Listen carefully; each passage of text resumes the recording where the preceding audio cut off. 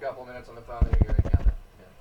See if she can hear us, guys. Can you hear us right now? Are we coming through?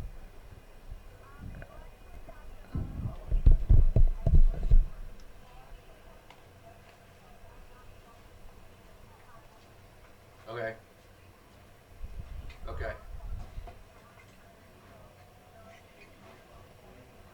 Okay. Okay, yeah, we got 10 minutes till we're going on, so. Okay. All right, I'll call you here in about 5 minutes. All right. Okay, bye. Hey, do you have an Android charger? No.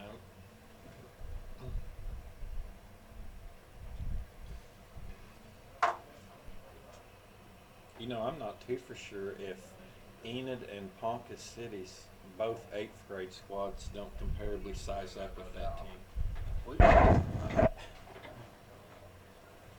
What's aggravating for me is like the other teams, they don't run good scheme. They don't know how to adjust. They don't even know what we're doing. Mhm. They're just running plays. Mhm. You know what I mean? But yet they have the 3 big dicks out there. You know, just Mhm. that's frustrating.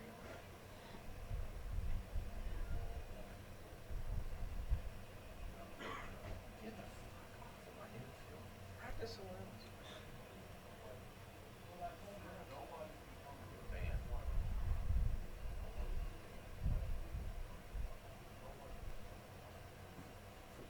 No, you're good. I forgot my deadline. Jordan's not there yet. So. Well, yeah, it's only 9 minutes of the pregame. All right.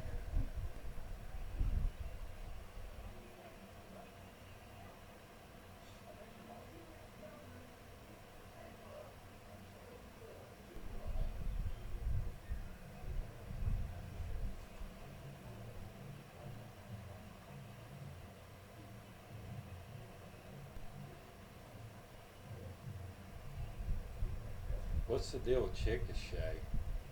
Are they getting out of the? Yeah, they're getting out of our conference. They're only 4A now.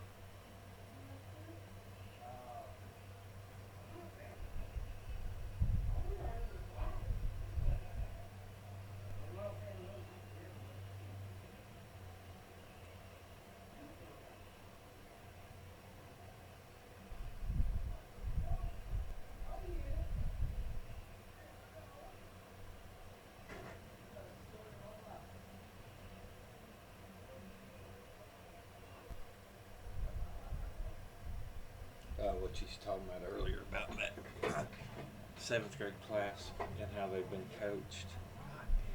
When, because you know Jason. They're coming around now. Jason used to, Landon used to be in Lane and them's grade. Oh, really? Yeah. Okay. And they asked Lane's 3rd grade year.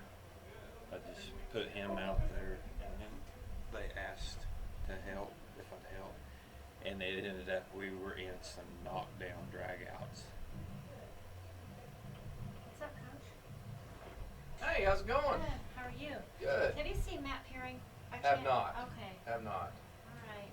What's up? Oh, not a lot. I gotta set up for. I don't know where he wants me. Doing balloons or something. I don't know. I'll find him eventually. I would check over by the band. Okay. See ya. Okay. See ya. Sorry. All right. Okay. How are you? But there was one night. It got The ugly. running backs don't know how to run the ball. It got ugly. Well, and he wanted to just offensively. All he wanted to do was run stretch right, stretch left, stretch right, stretch left. I kept telling you know, in 2nd, 3rd grade that works if you got an athlete. Mm-hmm. Which that's why they won't ever stop doing it. And trying to get him to understand that's not going to work.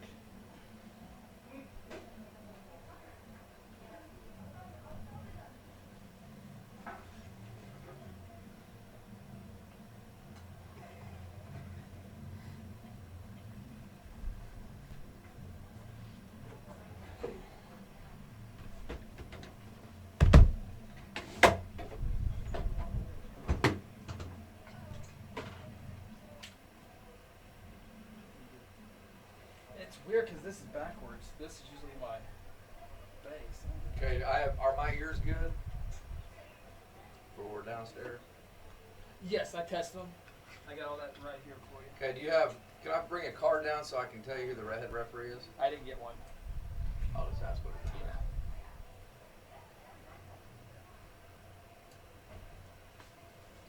Do you have any other batteries? Because it never fails. Yeah, I do. I got a bunch of them.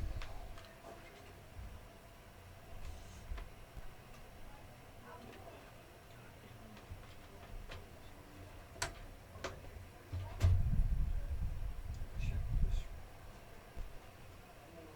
Should be down here.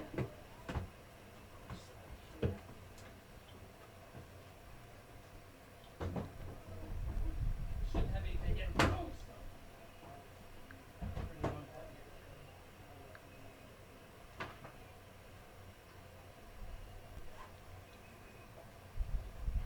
Hey, Evans, I'm gonna need to plug my phone in. Can this work? What do you mean? The thing that charges this, does that work? Oh yeah. Well, No, like this. Or does it have to be the USB? it has to be the USB.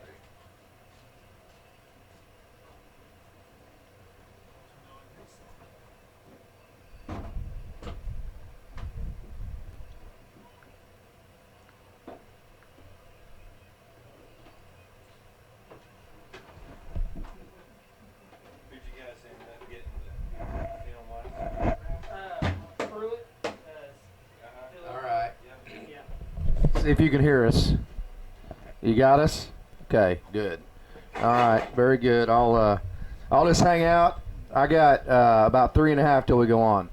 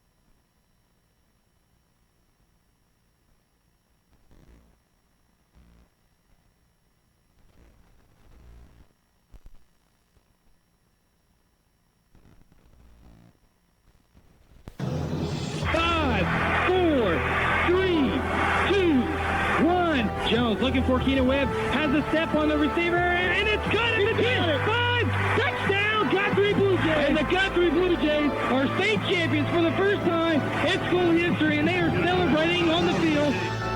The following is a production of Guthrie Football, 4-time state champions. Staley gets the snap. He's running with it left side. Touchdown, Blue Jays. Guy Staley and the Blue Jays regain the lead. Next time that I talk to you, I will be talking to the greatest team in Guthrie High School history.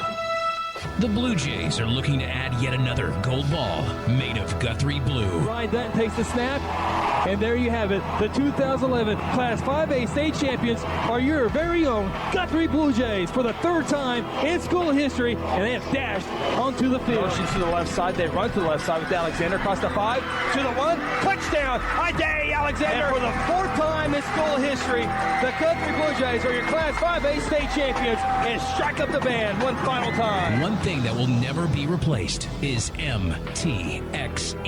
Mental toughness, extra effort. It's being determined to win in the face of all odds, all obstacles, and coming together as a unit to accomplish that. Year after year, the Blue Jay offense is amongst the most prolific offenses in all of Class 5A. Option reverse to Callens. Callens looking for throw. Wide open Blaze Hastings. Can they connect? He does. Touchdown, Blue Jays. Reverse pass, and the Blue Jays are on the board. Strike up the band. It's that time again. It's time for Blue Jay football. Hit hard. Landry Chapel gets every Blue Jay fan off their seat. It's now. Strike up the band. On the Guthrie Radio Network. Guthrie football. Open up minds. It's time to go. Launch authorization received. Countdown sequence initiated. 3, 2, 1.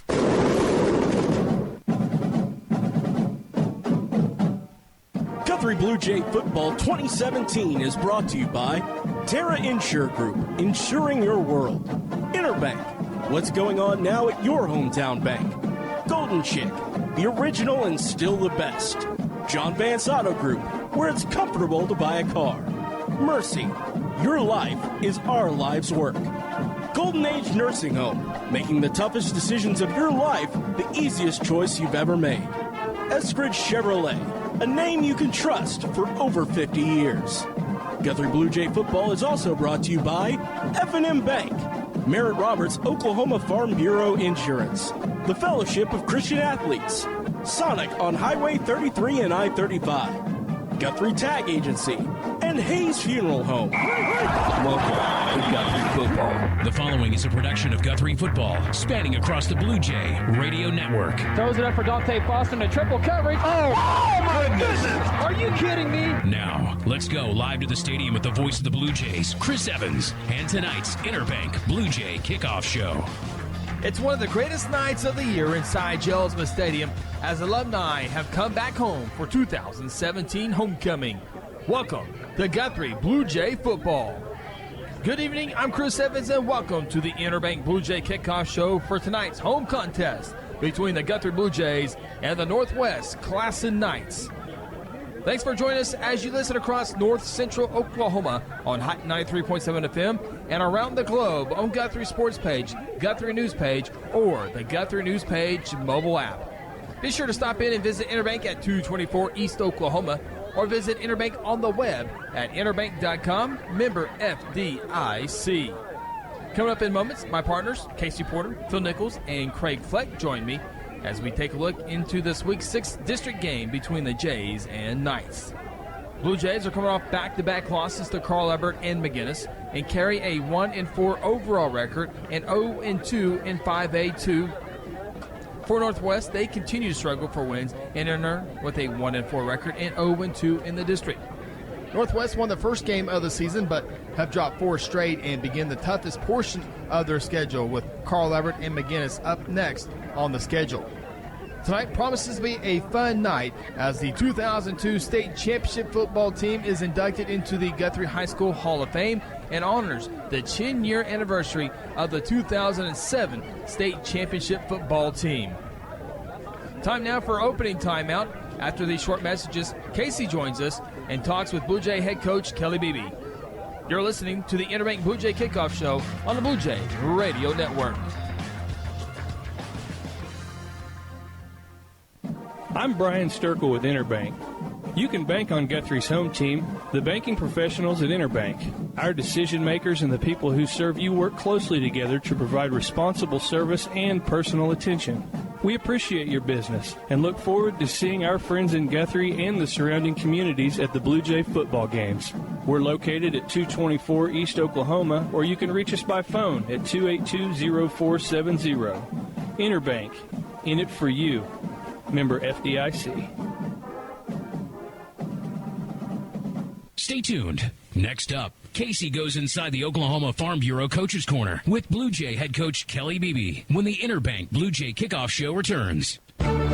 For decades, Guthrie Athletics has been a source of pride in the Guthrie community. Hi, I'm Merritt Roberts, and I've been a Blue Jay supporter and Farm Bureau agent for many, many years. I want to wish all the Guthrie student athletes not only a great season on the field, course, track, or court, but in the classroom as well. If integrity, honesty, and accessibility are important to you, call Farm Bureau at 620-4920 and ask for Merritt. I would welcome the opportunity to give you a professional evaluation of your insurance needs, or simply stop by and let's talk about the Jays.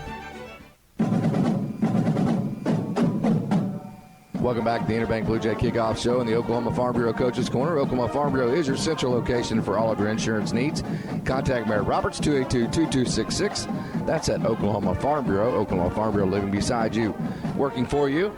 We now bring in the Blue Jay head coach, Kelly Beebe. And, Coach, what a game last week. I know you walked out without a victory, but in a lot of ways, I know you can't say this because the program's not about moral victories, but I can tell you there were a lot of people who left that game last week feeling really good about where the program's at. Well, I think the McGinnis game, was an affirmation of the hard work the kids and coaches are putting in to go on the road down there.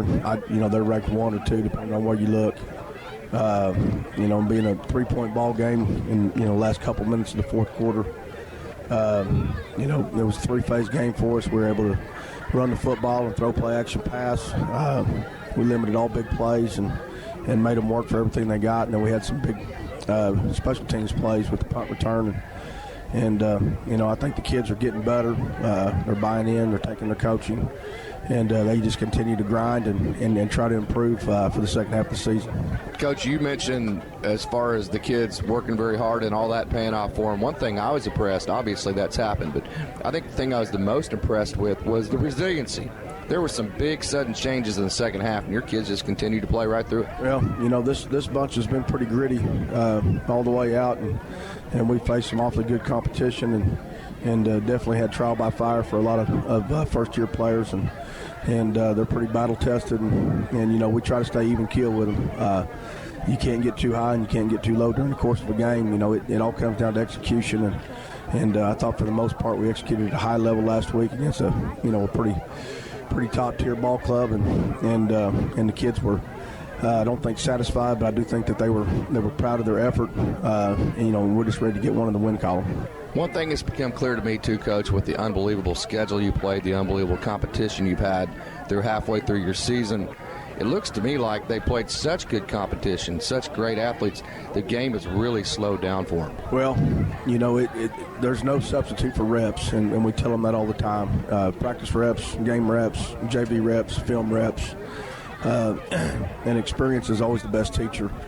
And then be able to have an affirmation of the teaching when it goes positively, and then to be able to point out, when you don't quite play your technique, you don't quite give 100% effort, the bad things that can happen against quality opposition. So we take everything as a teachable moment. The kids are responding well to it, and we're just a football team that has set out to try to improve on a weekly basis, and we feel like we've done that. And looking forward to a big homecoming ball game tonight. We'll pause, fans, but don't go away. Next up, Chris is going to rejoin us, and when he does, he's going to talk about tonight, Homecoming 2017. That's when the Interbank Blue Jay Kickoff Show from the Guthrie Radio Network continues in a moment. If it has to do with cars, trucks, RVs, motorcycles, or boats, the Guthrie Tag Agency can do it all. Hello, friends. This is Chris Evans, the voice of the Guthrie Blue Jays, letting you know the Guthrie Tag Agency has a new, friendly staff that is trained and experienced and will help provide you with fast and accurate service. I know they help me with all my Pike Pass and car needs so I can follow the Blue Jays all over the state. Give them a call at 282-3873, open 5 days a week from 9 a.m. to 5 p.m. and located at 2105 South Division. The Interbank Blue Jay Kickoff Show continues next with the Golden Age Nursing Home opponent preview. Sports, a powerful force in our society. Through sports, the Fellowship of Christian Athletes impacts the young people of our nation. Our ministry offers them faith, integrity, and values in the face of an often confusing world. What we all have in common is our love for Jesus Christ and our desire to share our faith with others. Because as long as there are sports, there will be a Fellowship of Christian Athletes. To learn more, call 1-800-289-0909 or visit fca.org. Interbank Blue Jay Kickoff Show continues on Hot 93.7 FM. For a full range of healthcare services and a commitment to quality, call Golden Age Nursing Home at 282-0144. The Guthrie Blue Jays knew the first 5 weeks of the season was going to be a challenge, and it was. Now the Jays have a favorable schedule for the remainder of the season to begin building confidence and wins. The Jays are hosting Northwest Classen for Homecoming 2017. Both teams share 1-4 records and 0-2 district records. Guthrie will be favorites on paper in the coming weeks and are now contending for the third playoff spot with likely Woodward and Lawton Nike. The Knights have lost 4 straight games after winning the first game of the season against Seaworth Academy. The Knights have dropped games to Centennial, Tulsa Hill, Piedmont, and Woodward. In the 4 losses, Northwest has been outscored 147-19. Up next, Casey and Coach Beebe return. This is the Interbank Blue Jay Kickoff Show. She's your mom, and you want to do your best. And at Golden Age Nursing Home and Ash Street Senior Living, we know just how difficult it is to make choices when it comes to your loved one's needs, and we can help. You'll find caring, supportive staff members and a full range of health care services. You'll also find a commitment to quality throughout all of our nursing home and healthcare agencies. Call Golden Age Nursing Home at 282-0144 or Ash Street Senior Living at 282-2000. You want to do your best, and so do we. Fans, it's almost time for kickoff. On the other side, Coach Beebe returns to the Oklahoma Farm Bureau Coaches Corner and shares his final thoughts on tonight's game. John Vance Auto Group is proud to be a sponsor of Guthrie High School football. For the reason we feel like we can price better, the automotive business is very unique in the fact that everybody that buys a car from General Motors, Ford, or Chrysler, any of them, pay the same price. The overhead is what determines the lowest you can sell a car for. And we feel like we operate on a lower overhead. We don't have to spend the hundreds of thousands of dollars a month advertising to get customers to come back. We have our customers out advertising for us through our ambassador program. John Vance Auto Group. Welcome back to the Interbank Blue Jay Kickoff Show and the Oklahoma Farm Bureau Coaches Corner. Oklahoma Farm Bureau is your central location for all of your insurance needs. Contact Merritt Roberts, 282-2266. That's at Oklahoma Farm Bureau. Oklahoma Farm Bureau living beside you and working for you. As we promised, we now bring back in the Blue Jay head coach, Kelly Beebe, for the final time, and we talk about Homecoming 2017, the final 5 games of the season, how it all sets up. But, Coach, obviously, Homecoming, lots of hoopla. It's a coach's nightmare, I'll say it for you. There's anything but football in the kids' minds all week. It's been raining. Tell me how you approach this game with the kids coming in tonight. Well, we started dressing it, obviously on Monday. As far as homecoming in Guthrie is a huge event. It's really pretty special event. We have classes for 50, 60, 70 years return for the reunions. Tonight's extra big. We've got the recognition of the 02 state championship team as Hall of Famers. We've got the 10-year anniversary of the 2007 state championship team. We've got the parade backed up to 2:30. So it's a huge event. It's great for our town. It's great for our community. But, we can't lose sight of the fact that our position in this homecoming scenario is to go out and compete at a high level and give the fans a victory on homecoming night. We've built with the rain and the weather conditions pretty well this week. We've been able to get outside every day and get some work in. Of course, some additional film study and chalk talk. And I think, whenever we get the kids all back and we get them calmed down and get a sandwich in them, they'll be ready to get on the bus and go down and play at Jelsma. Northwest Classen tonight, Homecoming 2017, Coach. And again, a 5-game stretch to end this season, all very winnable games. Talk about how it sets up for your team. Well, we're not looking past tonight. I mean, tonight's a district ball game, and we got to go out and execute. Northwest Classen is a maybe an average to a little below average football team with above average athletes. We need to dominate the offensive and defensive lines. I feel like that's where we've got the biggest advantage. They do have, skilled position players that are long and fast. They put a lot of pressure on you by spreading the field and taking deep ball shots. And and then they take chances defensively. So this is a big ball game for us to get us rolling for, some tougher district competition down the line that will determine our playoff future. So, we've approached it the same way all year long. We got to take this week as a week to grow, a week to grind, a week to get better, a week to execute on the field. And, as we've been through those extremely tough ball games, hopefully the dividends will pay off in the second half of the season. 4 state championships, 02, 07, 2011, 2013. All right, Coach. Which one was the best team? They're all coming back tonight. Well, each team on its own merit was outstanding. The 3 later teams, the 7, the 11, and 13 teams were undefeated. Arguably the best victory would be the 02 team in the finals against the Booker T. Washington team that had 2 NFL players on it, and I believe 11 Division I players. All those teams are special. All those teams are incredible. And to sit and pick one, I don't think it'd be fair to anybody. I would take any of them back to coach. I know that as with the town of Guthrie. But these kids we got right now are giving maximum effort, playing at a high level and improving. And we're really proud of this ball club. I've also been proud of the community support we've had, home and away ball games. And, it means a lot to the kids. It means a lot to these coaches that spend, countless hours in preparation trying to put the best product we can on the football field. And we look forward to seeing everybody out at Jelsma tonight. Coach, appreciate it. Best luck. Thank you, Casey. Well, Piles fans, but don't go away. Much more of the Interbank Blue Jay Kickoff show ahead.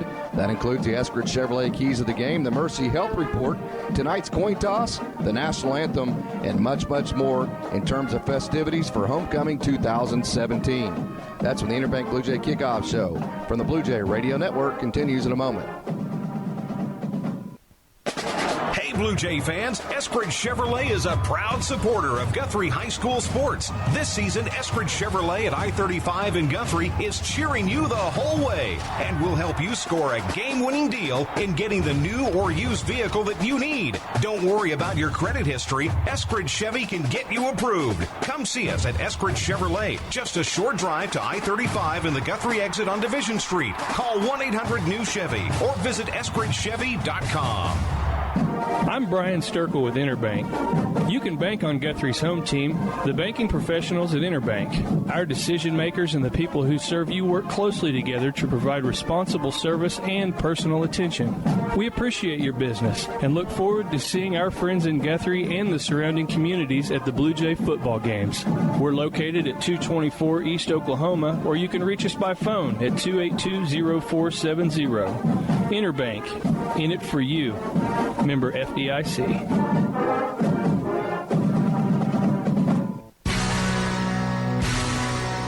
Now, let's go live to the stadium with the call of tonight's game. Here's Chris Evans, Casey Porter, Phil Nichols, and Craig Fleck.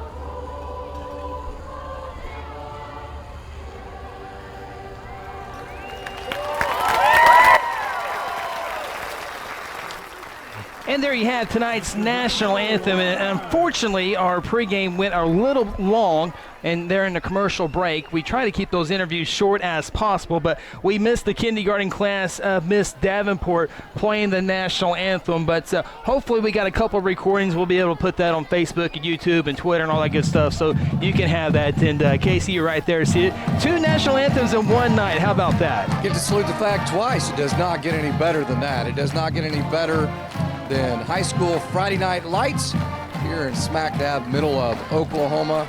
The greatest facility, in my opinion, to watch a high school football sporting event. Welcome to the Rock. The grass is green. It's about 72 degrees. Not a whole lot of wind. and it's homecoming 2017, and everybody's made it back. So it doesn't get a whole lot better than that, does it? No, it sure doesn't. And we are minus one teammate tonight. Phil Nichols, unable to make it tonight. His son, who's deployed over in Italy, is flying in. And so Phil is at the airport picking him up. And so that was obviously a no-brainer for him. Hadn't seen him in 14 months. So Casey and I are going to go old school. We're going to send Casey down on the field where he is right now, and we'll have the coin toss here in a little bit. But what an atmosphere, Casey. What an event starting from 9 o'clock in the morning all the way to game time tonight. Well, you know, me being an Oklahoma State fan growing up in Stillwater, we like to think that OSU has the #1 college homecoming in America. And if you ever been there and seen the Friday night walkthrough and then the parade Saturday and just all the pageantry, I'd have to see one that's better. And I would say on the high school scene, I've been to plenty of high schools, and there's not a better homecoming than what Guthrie puts out there, from the parade to all the people coming in the morning to the high school to the football game to just all of the pageantry that goes into it, all of the work.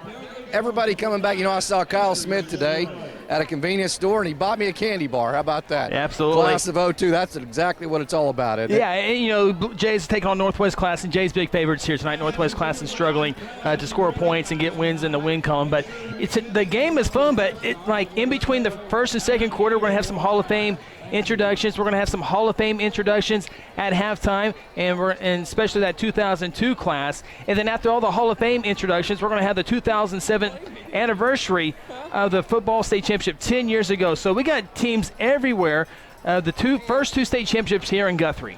Yeah, no doubt about it. And, you know, obviously this is a program, Chris, that is built on character first, going all the way back to, you know, way back in the early 2000s as far as whenever the success in state championships started. And there's so many people that have built that. And there are a bunch of people who didn't win a state title that helped build this as well. And it all starts with the kids. If you're going to say that, it has to start with the community and the parents that allow those kids to be coached the way that they need to be. That's happened for, you know, basically forever around here, but really in the last 20 years, you've seen it go on the scoreboard with 4 state titles. So it's a community event. It's very apparent whenever you have a night like this in homecoming, and it's just awesome to see. Yeah, Kyle Smith in the reception speech of the Hall of Fame, he talked about Dustin Bowman down here, by the way.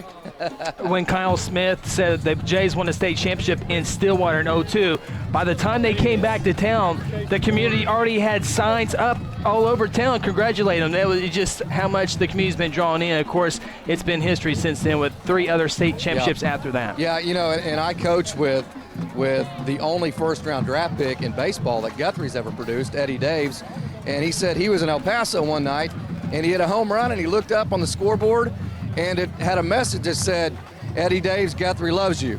And he says to this day, of all the things that he accomplished, that's the #1 memory for him. So when you think about how successful all of these alumni are, how successful they were, both as players, now as obviously as adults, believe me, the community of Guthrie is the most important thing to them as far as all of that goes. So when you come back and you see signs like that, it means a lot to these people. Hall of Fame class, get your thoughts here, Casey. Mallory Cowden Woods, Parrish, Dwayne Pierce, Shane Kyle McKenzie, Rick Michoud, Brent Hodge, and the 02 state title team. Yeah, the entire 02 state title team. You can't go wrong there.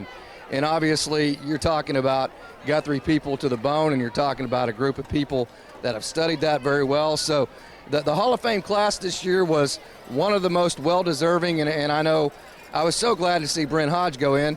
Of course, you remember the state tournament when McGinnis had Patterson and Ellington and all those guys, and Keuchel was in that. Dallas Keuchel, who's still pitching with the Houston Astros. And 2004 Sand Springs. Brent Hodge went 17 for 19. I am not kidding. Yeah. And 4 or 5 home runs. Yeah, and then the big one, obviously, against Bishop McGinnis. He was, you know, he was an unbelievably incredible baseball player, and then obviously football player as well, and unbelievable competitor. So that one's very dear to my heart, Brent Hodge going in, and all of them are very, very, very, very deserving. Coach Rick Michoud been part of 7 state championships here in Guthrie in his 30 years at Guthrie High. Yeah, I walked up to him the other day. I said, well, how you doing, Mr. Hall of Fame coach? And he kind of, like Rick Michoud does, he looked around and he goes, well, who are you talking to? I said, well, I'm talking to you. And I said, just take the compliment and move on, right? Absolutely, and we will recognize some of those Hall of Fame people at the end of the first quarter. Normally we take a break at the end of the first quarter, but you know what? We're going to keep it live tonight, and then we'll keep it live at halftime and bring you the full introduction of those players as they well deserve. Yep, captains here, Dane Jenkins, Isaac Lewis, Troy Branson, and Gavin Bryson, as I'm getting ready to go out to midfield with the head referee, the white hat tonight, Josh Hazelbaker, and we're going to bring you the coin toss here in just a moment. Blue Jays in the silver helmets, blue face mask, blue G on the side, blue numbers outlined in white. Also got the silver pants as well. Northwest Classen white jerseys, yellow helmets, purple piping down with purple numbers outlined in white. Let's go downstairs with tonight's coin toss with Casey Porter. Chris, we're on the G here, and we're here for the opening coin toss tonight with head referee Josh Hazelbaker, and he's going to bring you tonight's coin toss. Gavin Bryson, Isaac Lewis, Troy Branson, Dane Jenkins, the captains for the Guthrie Blue Jays. All right, gentlemen, thanks for coming out tonight. Hey, listen, sportsmanship's key at all times. We don't have any questions about that tonight, do we? All right, here's the coin. This is a head, and that's a tail. MIAA's heads. Northwest, you're going to call the toss. What do you say? Tails. The call is tails. Tails it is. You want the ball, so you're going to kick. All right, so you want to kick through the wall? Northwest Classen won the toss, and much like teams that rely on offense, guess what they do, partner? They take the ball first. Guthrie's going to kick with the wind, which means they'll be kicking south to north, obviously wanting to kick with the wind and start that way. So a good thing, homecoming 2017, you know Coach Beebe is going to be fired up to put his defense on the field first. No doubt about that. Time now for our Mercy Health Report, and I think the Jays are getting healthy and healthier as the season goes on. Last 5 games are very winnable, Casey. No doubt, and when you talk about a health report, not only physical, but you got to talk about mental. Absolutely. I think last week, although the Blue Jays did not win, I think from a mental perspective, I think that was a very, very good game for them mentally, just to get back into it and start feeling better about themselves in this 5-game stretch to end the season, all 5 games. In my opinion, they'll be favored to win. And before you make your way back up here, I'd like to get your thoughts on the Eskridge Chevrolet's keys to the game. Guthrie is not playing Northwest Classen. Guthrie is playing Guthrie. And Guthrie needs to come out and do exactly what they did last week. That's stop the run, and then on offense, run the ball themselves, and then hit that play action that you saw Guthrie hit to Marcellus Owens and Isaac Lewis a week ago. That's been the recipe for 4 state titles around here. It was the recipe to almost a huge upset a week ago, and it would be the recipe for a big win tonight as well. Those are your Eskridge Chevrolet's keys to the game. Eskridge Chevrolet at I-35, the first Guthrie exit, as the Blue Jays make their way onto the beautiful turf here on Gerald Smith Stadium, homecoming 2017, as the Northwest Classen Knights make their way on the field on the far side. Good home crowd here tonight for the Blue Jays. Jays will be on the road beginning next week at Lot Night. Tonight's game officials, as you heard referee earlier, Josh Hazelbaker. His teammates will be the umpire Kenneth Sellers, back judge Mike Self, the line judge is Brandon Friesen, and the linesman is Lynn Hazelbaker. Game time temperature 82 degrees, winds out of the south at 14 miles an hour. They'll be gusting up to around 19 miles an hour. And by the time we put this one in the books tonight, we're expected the temperature to just dip below the 80s and stay in the high to mid 70s. So just a beautiful night of football. And Casey, I know you love green grass and the designs and all that good stuff as you're the head baseball coach here at Guthrie. But it's very rare do you say the turf looks better on the third home game of the year instead of the first home game, but it looks great out there. Yeah, we put 1,000 pounds worth of, not fertilizer, but 1,000 pounds worth of nitrogen down 1 week ago last Friday, then 1,000 pounds of par 3 ryegrass. So it's all popped and it's all working. We got the rain, so it's good. Big credit to John Lejeski. They call him Poe, and he was out here working this morning, painting the field and mowing this morning. It looks fantastic. We're about set for kickoff. The Blue Jays, as you heard down on the coin toss, will be kicking the football right to left on your radio dial. You can watch us live on Guthrie News page, GuthrieSportsPage.com, or you can go to YouTube.com/Guthrie News and watch the video. Here, Kevin Roach commanding the camera as we get set for football. The Blue Jays will line up across the 35-yard line. Back deep for the Northwest Classen Knights, number 7, DeMonte Harper, and number 14, Tyrell Taylor. And we're underway, 2017 homecoming, as this kick will sail into the end zone. Nice leg there by David Vargas, the 6'1", 200-pound junior. And here come The Guthrie Blue Jay defense led by head coach Kelly Beebe. His 14th season in here in Guthrie, and the numbers have been fantastic over the years. Blue Jays looking to get some confidence defensively here tonight against a Classen team that has struggled to put points on the board. Yeah, and taking the ball first might work against Northwest Classen, because if you go 3 and out, you don't get a first down. What you've done is you've pinned yourself back up against your own goal line and given a Blue Jay offense a short field. So big to Northwest Classen, drop a couple of their best plays early and get a first down. 2-back set with 3 wide receivers. First down 10 from the 20. First play of the game is a handoff up over left guard. It goes up to the 22-23. Carried by DeMonte Harper, the senior running back, for a small pickup. Second down here, first play in the books. Yeah, and coaches have all week to game plan film and look at all the things that they want to do and script a first drive. So you would think that Northwest Classen has scripted the best 4 or 5 plays that they possibly could have in their playbook to try to gain some field position. Quarterback has a huddle with his receivers and running backs and has a second huddle with his linemen. Yep. Sure, I've seen that very much. 2 receivers to the far side, 1 to the near side. 2-back set. Second down and 7. Another handoff, this time up the middle. Dodging tackles, but then a host of Blue Jays there on the tackle. Maybe back to the line of scrimmage. So the Northwest Classen Knights, 1-4 on the season, will have a 3rd down and 8 play as we approach 50 seconds gone by in the first quarter. Yeah, what they're going to want to do, Northwest Classen, is run that thing up the middle. I mean, it's new age spread. They're no different than anybody else. Run that thing up the middle, get those linebackers and safeties to come downhill to play run, and then about the time they do that, pull it out, and then hit somebody running deep with a deep pass. So that's the game plan for Northwest Classen. The key is going to be, can they get any yardage in the run game, and can they keep their quarterback clean? 2 plays, 2 yards. Here we go. 3rd down and 8 from the 22. Ball snap in the shotgun. Quarterback rolled out, gets away from one defender, and will throw it away. It's almost intercepted, but incomplete at the 23-yard line.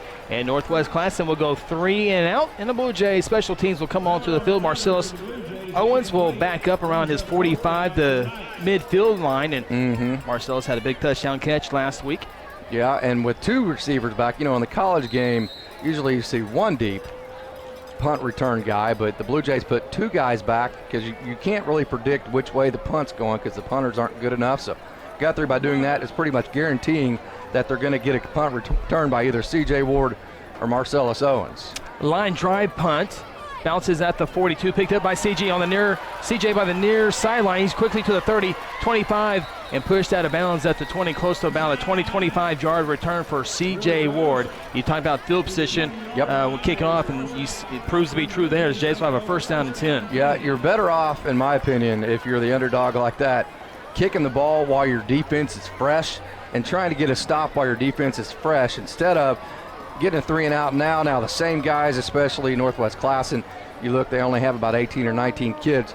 Their best players are all going to go both ways, so now they're having to play defense after playing 4 plays on offense, so they're not quite as fresh, and that cycle will continue throughout the evening. 26-yard punt return for CJ. Hand off to Gavin Bryson, left side, gets to the 15, to the 10, pushed out of bounds inside the 10, and the Blue Jays will have a first down on their first play from scrimmage. About 12, 13-yard pickup for Gavin Bryson, just like that. First and go for the Jays. Yep, and what you want to do on a night like tonight, let's face it, the Blue Jays are substantial favorites. This is a team that lost 58-0 to Piedmont. Piedmont's a team that has struggled scoring this year, right? So it's not a good defense, but you want to come out and still out-execute your opponent. You don't want to just have to out-athlete them. So far, so good. First down and goal from the 7-yard line. 13-yard pickup for Gavin. His second carry. Dodges a couple. Defender dives, stretches for the end zone.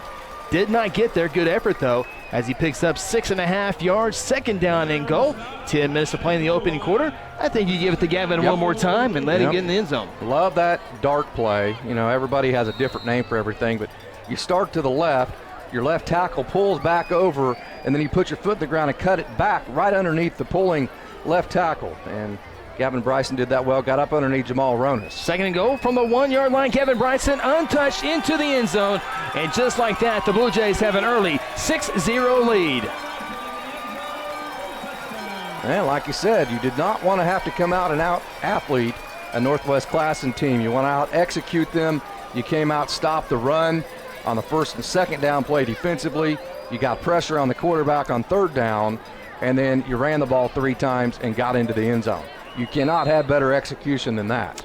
David Vargas on for the PAT, trying to send this one on to Harrison Avenue. Jackson can't hold on to the snap and dives on it, so the point after is no good. 9:40 to play in the first quarter. Blue Jays just like that on top, 6-0. Timeout from Jelsma Stadium. This is Guthrie Blue Jay football.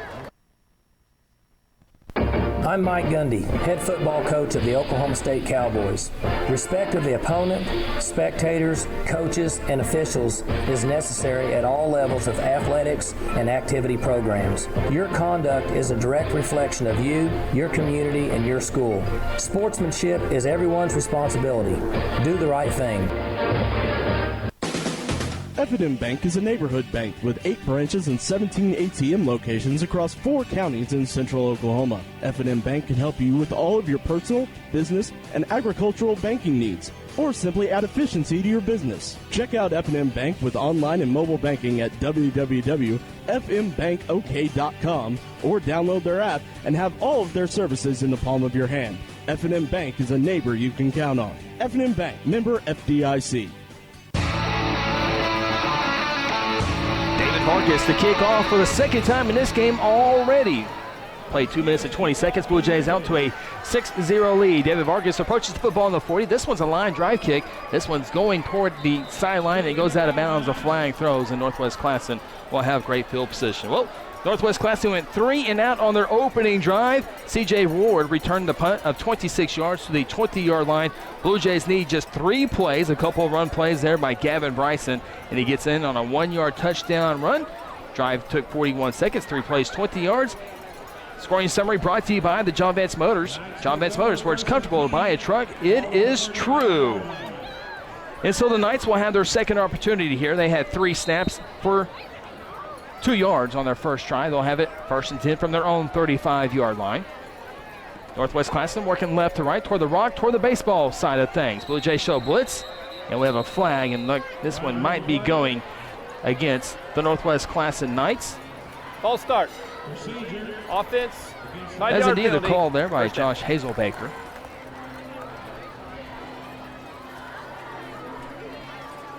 So the Knights will back up 5 yards after the game's first penalty. It's 1st down and 15. Good crowd, not the biggest crowd when you think on homecoming. Of course, Northwest Classen does not travel very many fans, but there are several classes in attendance here tonight. The honorary class this year, of course, 1967. Had a good showing today at the alumni reception. 1st down and 15 for the Northwest Classen Knights. 3 receiver set. 2 men in the backfield for the quarterback. He takes the shotgun snap. Thought about an option play. Does option as he's being tackled on the far boundary, not going anywhere. Is it will be hit back for a loss of about 5 yards. And so now Northwest Classen will have a 2nd down and 20 as that play really had a hard time getting going. Yeah, and option defense is exactly what Kelly Beebe starts building. Option offense, I should say, is what Kelly Beebe starts his defense the first day of practice building against. And so that dive quarterback pitch concept, unless you're very, very good at it, is not going to work very well, or you're just that much better athletes than the Blue Jays. 5-yard penalty and now a 5-yard loss. 2nd down and 20 from the 25. Man in motion left to right. They hand it off to him on a sweep play. Cuts it up across the 25, gets to the 30, moves the feet to about the 32, 33-yard line. Nice carry there of 8 yards for number 14 for the Northwest Classen Knights, Tyrell Taylor. He's a senior. And Northwest Classen will have a 3rd down. We'll call it 13. They need the 45. And when you're a Knight team that just simply has struggled all year to get anything going, you go in small victories. The first victory for them is to get 1 first down. I know that kind of sounds maybe rude, but it really is the truth at this point. They're just trying to get 1 first down at this point. Empty backfield, 3 receivers to the near side. The quarterback looks for it. Here comes the pressure. Troy Branson, Dane Jenkins trying to rush him, trying to get him backfield. He backpedals all the way back to the 15-yard line, and the Blue Jays get him there. A loss of 17 yards. Troy and Dane were not going to be denied. It's 4th down and long in punting time for the Knights. When you go 10 personnel, and when you say 10, the first number is how many backs. That second number is how many tight ends. So there's 1 back, no tight ends. You have 4 receivers. You have nobody to block a blitzing linebacker. Coach Beebe's going to send one every single time. Troy Branson came untouched. Northwest Classen punter back at his own 6-yard line. CJ and Marcellus back at the 41. Low snap. Punter comes away with it. Nice punt. Marcellus will have a chance. Oh, he lets it bounce out, picks it up at the 47. Quickly to the 45, gets a block at the 40. Has a wall in front of him to the 35, near sideline, to the 30. Cuts it to the 25, 20, and pushed out of bounds. Nope, he's going to stay inbounds in around the 10-yard line. So another great return on the punt. And the Blue Jays will have a great field position once again. I think it's just going to be outside of the 10-yard line, so it'll be first down and 10, or it's going to be close to a first down and goal. But either way, great field position for the Blue Jays. We always talk about that circuit. There's 3 phases to the game: offense, defense, special teams. Special teams has been fabulous. You've had 2 3 and outs. Offense scored on 3 very simple running plays. You ran a dart. You ran just basically a wash play and then a zone play. So everything has worked perfectly so far this evening. 35-yard punt return, first down and 10 from the 11. Jackson, a couple blockers in front of him, tries to get the angle, catches it up at the 5, reaches for the end zone, touchdown. Jackson Waddell from 11 yards out, and the Blue Jays have scored twice already in this ball game. With that, strike up the Guthrie Band.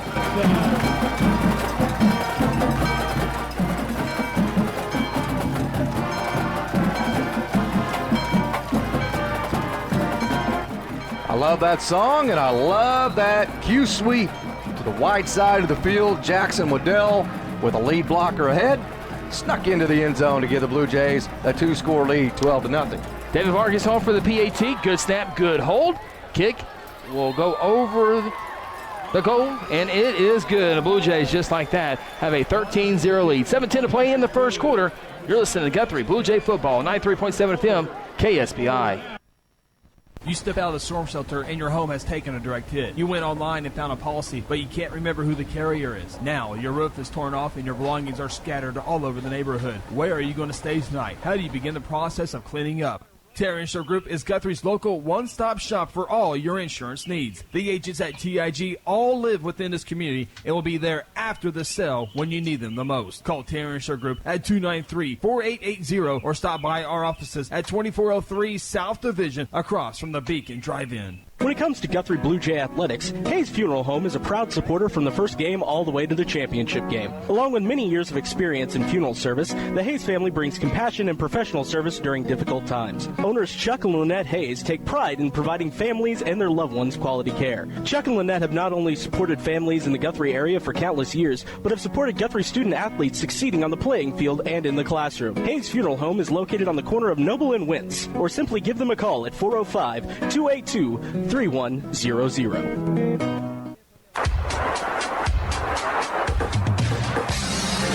Jays in the end zone twice already here in the first quarter. David Vargas will kick off for the 3rd time already. We have not played halfway through the first quarter.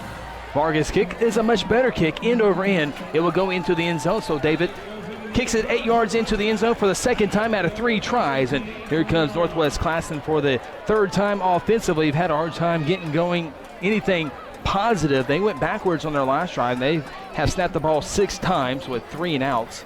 They have minus 10 yards of offense. Blue Jays short field, 31 yards of offense on just 4 offensive snaps. So Northwest Classen again will have 2 huddles, one with the skill players, and then the second huddle comes with the linemen. Again, not sure I've seen that before. They take over first down and 10 from their own 20. Guthrie High School marching band. In the background, 3 receiver set, 2 men in the backfield. Handoff over left guard, and again, not much going for the running game. 1 yard at most for Northwest Classen. We've yet to see the Knights attempt to pass.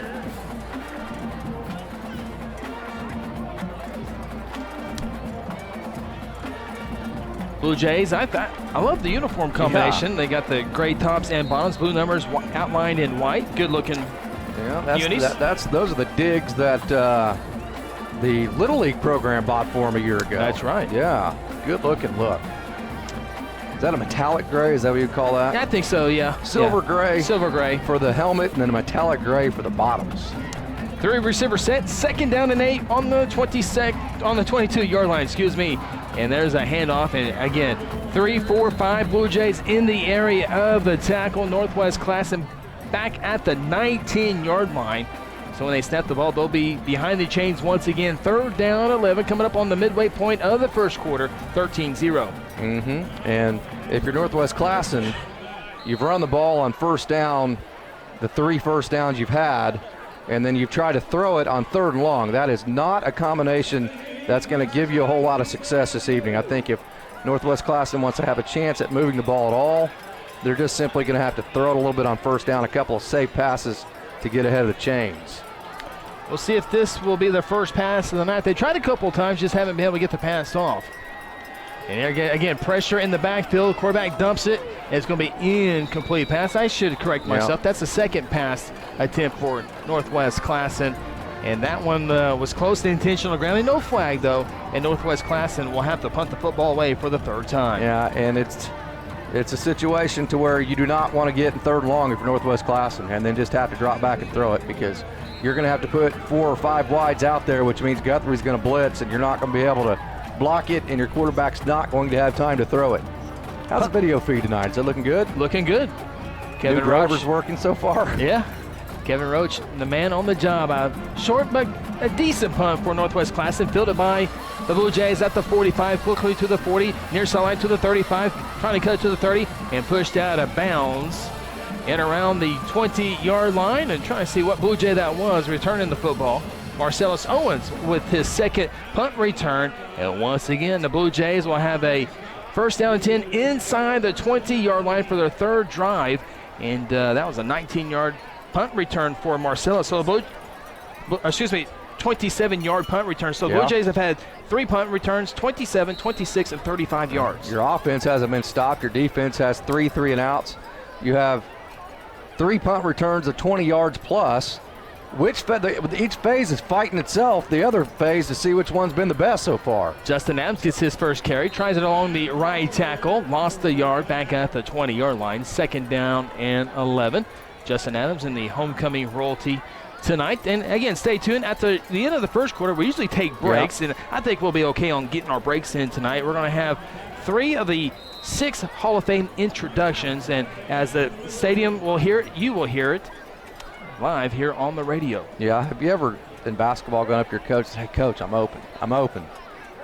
Jackson hands it off to Justin. He's open for a big gain here as he gets to the 15, cuts it across the 10, tackled around the 8-yard line, in around an 11-yard pickup for Justin Adams. You ever do anything like that? All the time. All the time. I think that you're going to hear a lot of that on the sideline for the Blue Jays tonight. Coach, I can run the ball. There's a hole for me to run it through, right? Coach, skip pass. I'm wide open. They're sinking in. They're sinking. Yes, sir. Yes, sir. 4:32 to play in the first. Jays on top, 13-0. First down and goal on the 8. Ball's on the near hash mark. Blue Jays making their way toward the 30-foot sandstone wall. Pistol formation. Adams gets the carry up the middle, dances around the 5 to the 2, spins at the 1. Touchdown, Justin Adams, and the Blue Jays have a 19-0 lead. Strike up the band.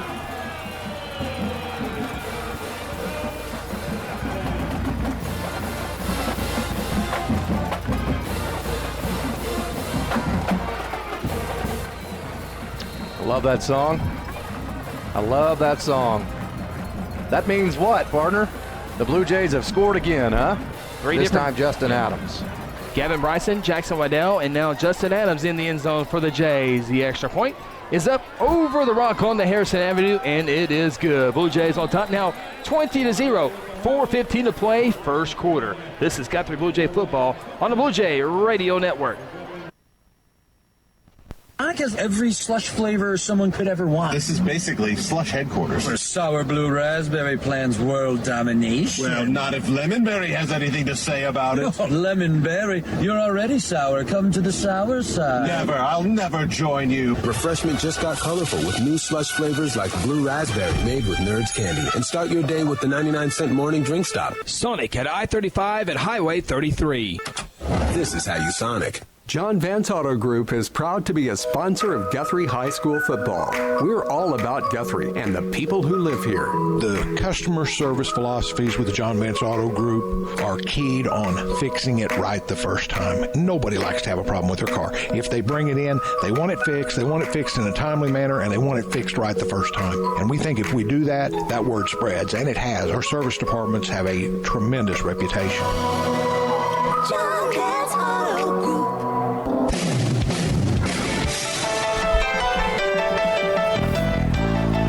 kick, fielded at the 5, fumble picked up, now out quickly to the 10-yard line. Blue Jays will finally bring down the kick returner for Northwest Classen in around the 10-yard line. Alongside Kevin Roach, Craig Flick, Casey Porter, I'm Chris Evans. Welcome, Gerald Smith Stadium, homecoming 2007. Guthrie, Oklahoma. Glad to have you on board. 93.7 FM, KSBI. Jordan back in our Stillwater studio, keeping us afloat. We appreciate her work each and every week, not only here on Friday nights, but on Wednesday nights for our high school talk show called the High School Huddle. Be sure to join us 6 o'clock to 7 o'clock. Brother Phil, if you are listening with your son Jake, I know you're picking him up. You'll love to hear that we had 2 national anthems tonight. They were awesome, weren't they? Absolutely. Kindergarten class and the high school choir. Yep. First down 10 for the Knights from the 11-yard line. Misdirection play here, and the quarterback will lean forward for maybe a yard at most as we hit the 4-minute mark to play here in the first quarter. Of course, his son Jake is in the Air Force. Is that correct? Stationed in Italy. Stationed in Italy. Man, congratulations to you. What a stud, right? Yeah. Man. Hadn't seen him in 14 months. Gosh. So. I know he was fired up, wasn't he? Yeah, originally he was going to leave at halftime, but the flight's coming in early. Imagine that. And so he's able to speed to Will Rogers. Yes, and listen to Blue Jay football on the way there and the way back. Big ball games all throughout the state. Oh, are we hitting it? Highway 74 series. Crescent is at Cashin tonight. Crescent undefeated. Cashin 1 loss. Crescent hasn't beat Cashin. Right now they're winning 14-0. Second down and 10 for the Northwest Classen Knights. Quarterback near the goal line, almost sacked there, but breaks open. Look at that speed across the 20 to the 25 and hauled down at the 30-yard line. Biggest play of scrimmage for Northwest Classen. Was that a reverse of 19 yards? It was. And we have an injured Blue Jay player. He's quickly back up. Nice reverse there by Northwest Classen, and they have their first down of the night.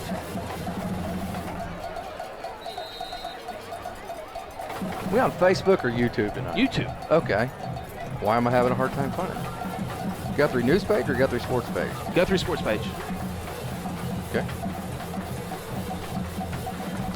Northwest Classen breaks the huddle. 2:54 and rolling here in the first quarter. All Blue Jays 20-0. Jays looking for that first district win of the season. Pass attempt here by Northwest Classen. And Blue Jays, how many is there? 2, 3, 4, 5, 6 Blue Jays in the area of the quarterback. As the quarterback tried to throw it away a couple times, just simply having a hard time getting rid of the football is number 5, Ezekiel Wilson.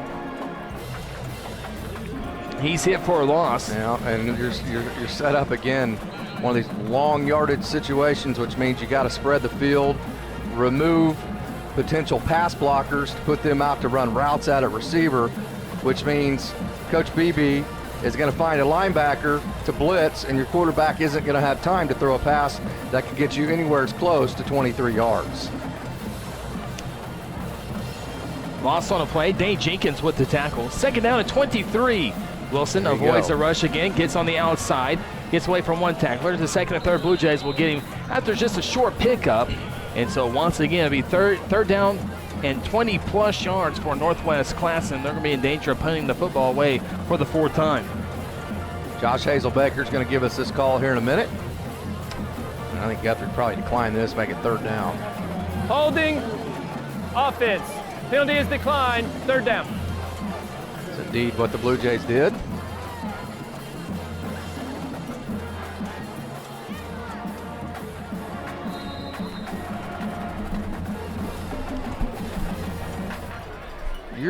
The problem is he's hitting the mute tonight, so your auxiliary mute is muted, so you will not hear him all night. It's all up to me. So I can't hear. You will not hear him at all. No, okay. You will not hear the referee. You or Craig or whoever's on the field will not hear the referee at all tonight. But it is going out over the air. Well, that's not fair. Third down at 23. Wilson a throw, comes near side, and it's dropped at the 22-yard line. And Northwest Classen will have to punt the football away. Troy Branson in the area of knocking that pass up, and Northwest Classen will indeed punt. Again, the Blue Jays have had success running these punts back here. Jays Northwest once again. Classen, it would behoove them to rugby punt one of these things and try to kick it out of bounds. That would be about the best thing they could do. Showdown in Midwest City tonight. Bishop McGinnis and Carl Albert. Carl Albert with an early 7-0 lead. That game will not be close. Jays have seen those two teams in the last 2 weeks. Nobody here is disagreeing with me, by the way. Bad snap. Doing a good job of getting the punt away. and it does go out of bounds, and the Jays will take over at the Northwest Classen 45-yard line. So 1:16 left here in the first quarter. Guthrie has a 20-0 lead. Jays have gone on scoring plays of 3 plays, 1 play, and 3 plays. This is their worst field position of the night, as the other 3 were at the 20, 11, and 19. This one will start at the 41-yard line. And we mentioned that, obviously for Northwest Classen, the first goal offensively is to get a first down, 1 first down. Then your goal would be to score, but to get the first down defensively, get 1 stop. Make Guthrie have to punt the ball or turn the ball over on downs 1 time. That first time would be the first goal. 8th offensive snap, it's a pass, and it's caught by the tight end, Dane Jenkins, at the 36, rolling to the 30, and tackled at the 29-yard line. A 12-yard pickup for the tight end, defensive end Dane Jenkins.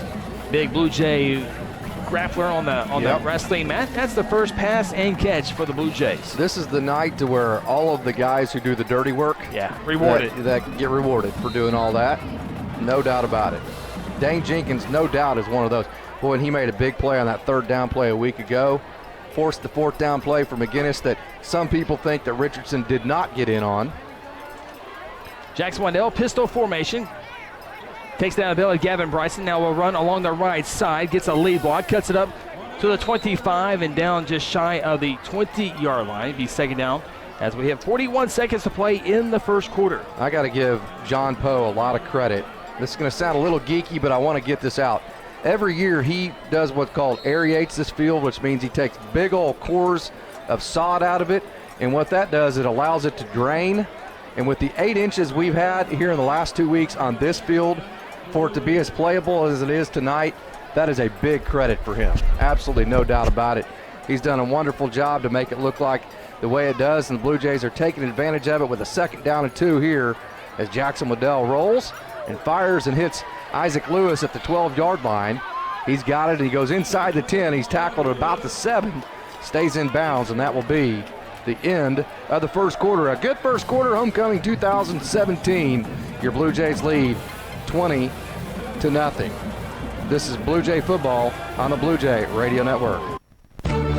For decades, Guthrie Athletics has been a source of pride in the Guthrie community. Hi, I'm Merritt Roberts, and I've been a Blue Jay supporter and Farm Bureau agent for many, many years. I want to wish all the Guthrie student athletes not only a great season on the field, course, track, or court, but in the classroom as well. If integrity, honesty, and accessibility are important to you, call Farm Bureau at 620-4920 and ask for Merritt. I would welcome the opportunity to give you a professional evaluation of your insurance needs, or simply stop by and let's talk about the Jays. I'm Brian Sturkle with Interbank. You can bank on Guthrie's home team, the banking professionals at Interbank. Our decision makers and the people who serve you work closely together to provide responsible service and personal attention. We appreciate your business and look forward to seeing our friends in Guthrie and the surrounding communities at the Blue Jay football games. We're located at 224 East Oklahoma, or you can reach us by phone at 282-0470. Interbank, in it for you. Member FDIC.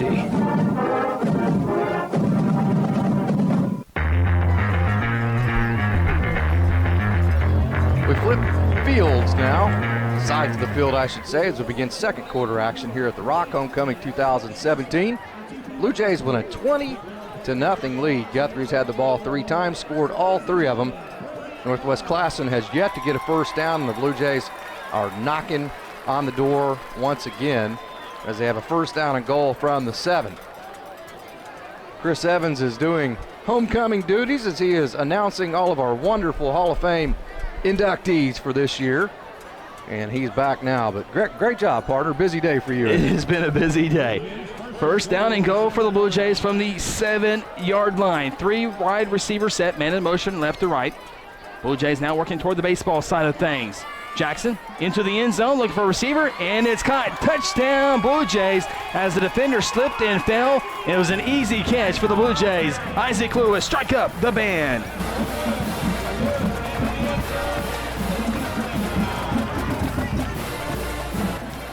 Fortunately for us, in homecoming 2017, we've gotten to strike up the band a bunch. The band has been busy in the first quarter, hasn't it? That's all good. Absolutely. David Vargas has been extremely busy. He's on for the Fourth time for the PAT. He's been busy kicking here tonight. This one's a line drive onto the baseball field, and it is good. Blue Jays, 5 seconds into the second quarter, has a 27-0 lead. Timeout from beautiful Jelsma Stadium. This is Blue Jay football, 93.7 FM, KSBI. These tenders have always been my number one. Crispy, tasty, crazy delicious. They rule. Celebrate Golden Chick's golden anniversary with Golden Tenders. Pick up the $6 3-tender deal today. 3 crispy hand-battered tenders, fries or mashed potatoes, a hot roll, gravy or sauce, and a 20-ounce drink. All for just $6. 50 years. You rock, Golden Chick. Golden Chick. She's your mom, and you want to do your best. And at Golden Age Nursing Home and Ash Street Senior Living, we know just how difficult it is to make choices when it comes to your loved one's needs, and we can help. You'll find caring, supportive staff members and a full range of healthcare services. You'll also find a commitment to quality throughout all of our nursing home and healthcare agencies. Call Golden Age Nursing Home at 282-0144 or Ash Street Senior Living at 282-2000. You want to do your best, and so do we.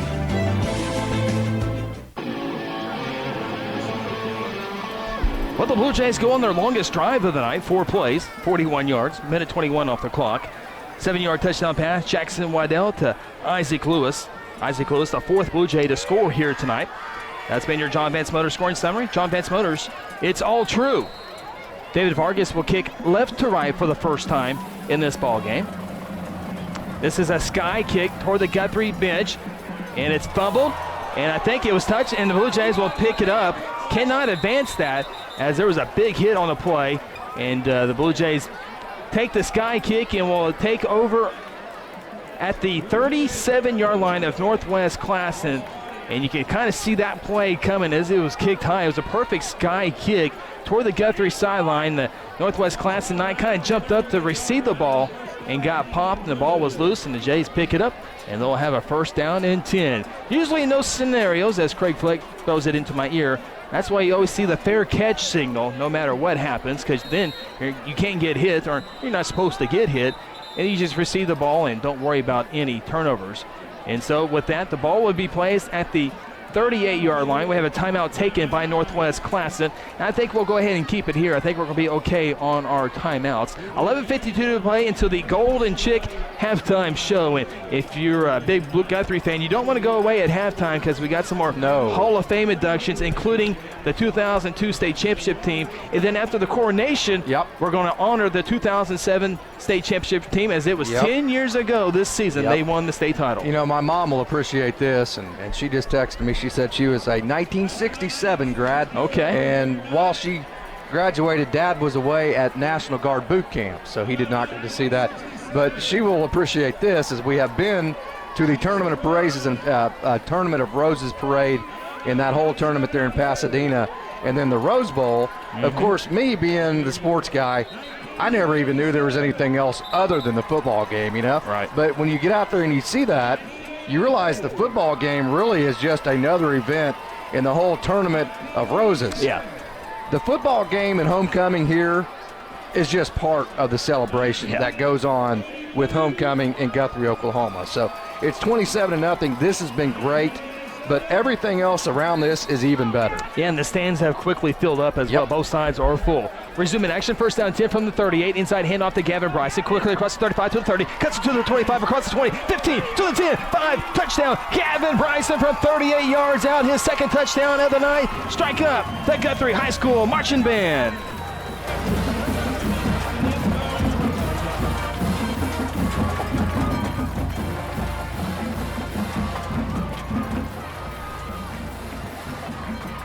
The band has to pay attention tonight, partner. Yes, they do. Yes, they do. Gotta love it. Blue Jays in the end zone for the 5th time tonight. Only thing that's gone wrong was the first PAT of the night. It was, not sure if it was a bad snap or bad hold, but it was a bad snap, I was told. The extra point up by David Vargas is good. And so with 11:42 to play here in the first half, Guthrie Blue Jays increasing that lead by a score of 34-0. Again, I think, well, you know what? We'll take one more timeout. I think we can take one more this half and we'll be set. 11:42 to play, first half, 34-0. Blue Jays on top. This is Blue Jay football on 93.7 FM, KSBI. If it has to do with cars, trucks, RVs, motorcycles, or boats, the Guthrie Tag Agency can do it all. Hello, friends. This is Chris Evans, the voice of the Guthrie Blue Jays, letting you know the Guthrie Tag Agency has a new, friendly staff that is trained and experienced and will help provide you with fast and accurate service. I know they help me with all my Pike Pass and car needs so I can follow the Blue Jays all over the state. Give them a call at 282-3873, open 5 days a week from 9 a.m. to 5 p.m. and located at 2105 South Division. F&M Bank is a neighborhood bank with 8 branches and 17 ATM locations across 4 counties in central Oklahoma. F&M Bank can help you with all of your personal, business, and agricultural banking needs, or simply add efficiency to your business. Check out F&M Bank with online and mobile banking at www.fmbankok.com or download their app and have all of their services in the palm of your hand. F&M Bank is a neighbor you can count on. F&M Bank, member FDIC.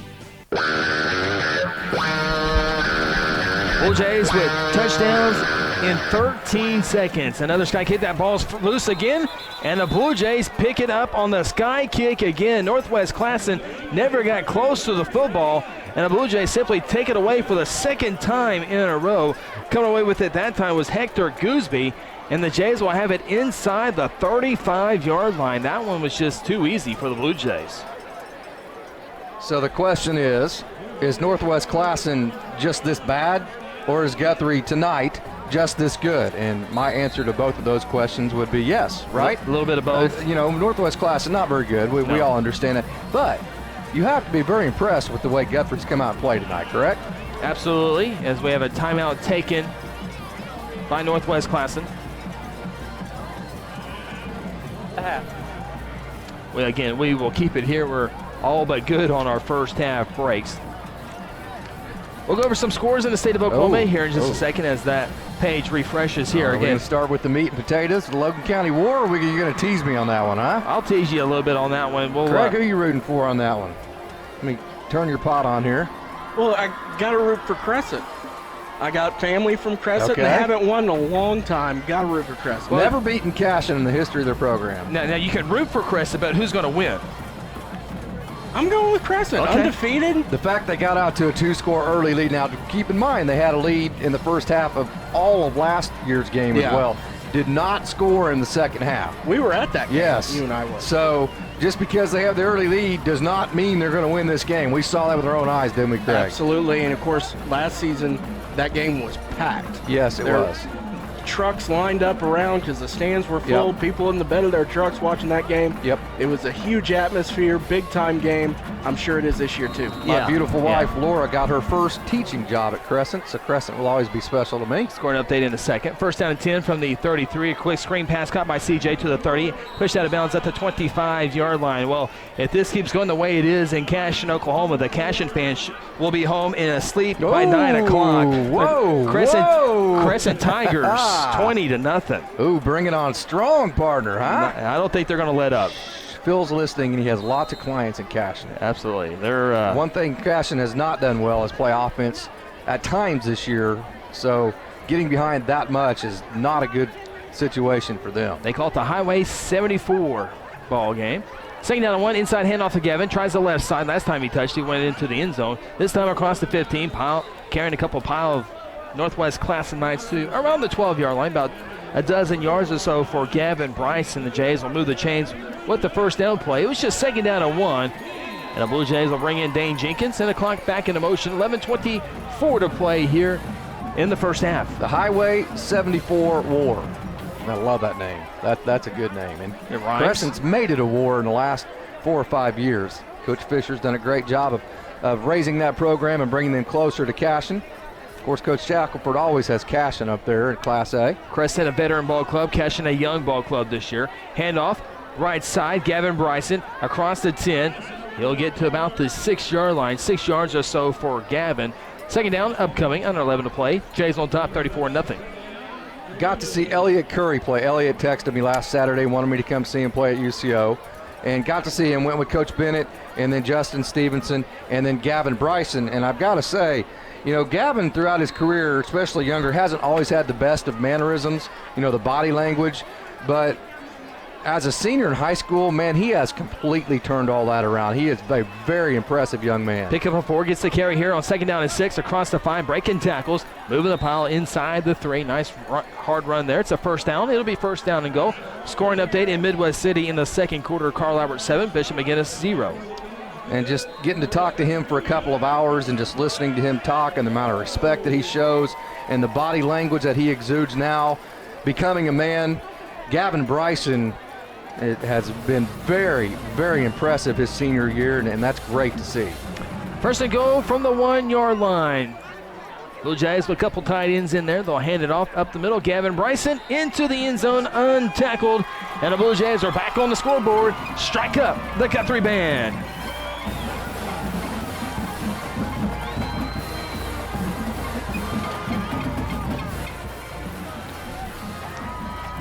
It's the Jays and then it's the Sayach, right? Is that how it goes? Like when OSU brings the flags out, it's OSU, OSU, USO, USO. Gavin Bryson with his 3rd touchdown of the night. I say that because when you start to play those types of games that you have the game comfortably in hand, right? Absolutely. As Vargas PAT splits the uprights in hand, they do. Jays on top 41-0. 9:56 to play until halftime. Again, we will keep it here. We'll give you some scores from around the state of Oklahoma. Last night in Lawton, Dell City on several big plays defeats Lawton MacArthur 44-31. So District 5A1 will be interesting to watch to see how that goes down. I have tried to tell everybody in Guthrie, Oklahoma that will listen that Lawton Lawton Mac is not very good this year. I've tried to tell everybody that, and after seeing them last year in the playoffs, there's no Blue Jay fans buying it. But I'm telling you, Lawton Mac is way, way down. Now, Dell City's talented, but to get beat by Dell City at home like that, not very impressive. Lawton Eisenhower, Blue Jays opponent next week in Lawton, right now lead Woodward by a score of 15-0. Of course, Lawton Eisenhower led by quarterback R.J. Fisher. I got to think that's a bad matchup for Woodward. Lawton Ike with a lot of speed. UConn over Norman, second quarter, 21-7. Tulsa Union shut out Moore last night, 70-0. Mustang and Edmond North tied at 7-7. And PC North is in Owasso tonight. Owasso coming off their first loss of the season to Tulsa Union last week. Leads Plum City North by a score of 7-0. I thought Phil said that Owasso was going undefeated. He didn't listen to me. So oh, okay. What happened? Again, our man David Vargas, this one is kicked a little bit deeper, fielded at the 10-yard line. The return to the 15, across to the 20, and down at the 21. Nice hard tackle. Couple oohs and ahs drawn there by the Blue Jay tackler there. And Northwest Classen takes over. Little Blue Jay score for the 6th time tonight, and for the 3rd time it was Gavin Bryson. Jays need a minute 44 to go. 5 plays, 33 yards. Gavin with a 1-yard touchdown run. Once again, that's been your John Vance Motor scoring summary, where it's comfortable to buy a car. It is true. No doubt. Lots of different locations, too. Guthrie, Perry, Miami. We know about the one in Miami. Absolutely. First down and 10 for Northwest Classen from the 21. Twin receivers each side. The ball's on the far hash mark. Nice one to throw the ball. It's intercepted at the 22, to the 15, to the 10, to the 5. Did he get in? Did not. Return to the 1-yard line. Trying to see who that was. Troy Branson, I do believe. I think that is Troy Branson. Yeah, Troy Branson, it was like he went out for the pass. He threw it right to him. And Troy Branson gets the offense their best field position of the night at the 1. Troy's been busy blitzing on all those 3rd and longs and getting sacks and flushing the quarterback. Great to see him get rewarded with an interception of his own. The senior linebacker. He's just a program player. Yeah. I mean, he's come through this program, through the junior high ranks, through the high school ranks. He's as Guthrie as it gets. Absolutely. You love to see kids like that have success on their homecoming of their senior year. Pistol formation, Justin Adams, the pistol back. Jackson turns around and hands it off to him. Up the middle, untouched. And now we have a flag thrown. And it was a hold that everybody in the stadium saw if they were looking. This one's going to be backed up, so the Jays will have to work for it a little bit. Scoring update in Lawton, Oklahoma. We'll get to that here in a second. Again, the official tonight, Josh Hazelbaker.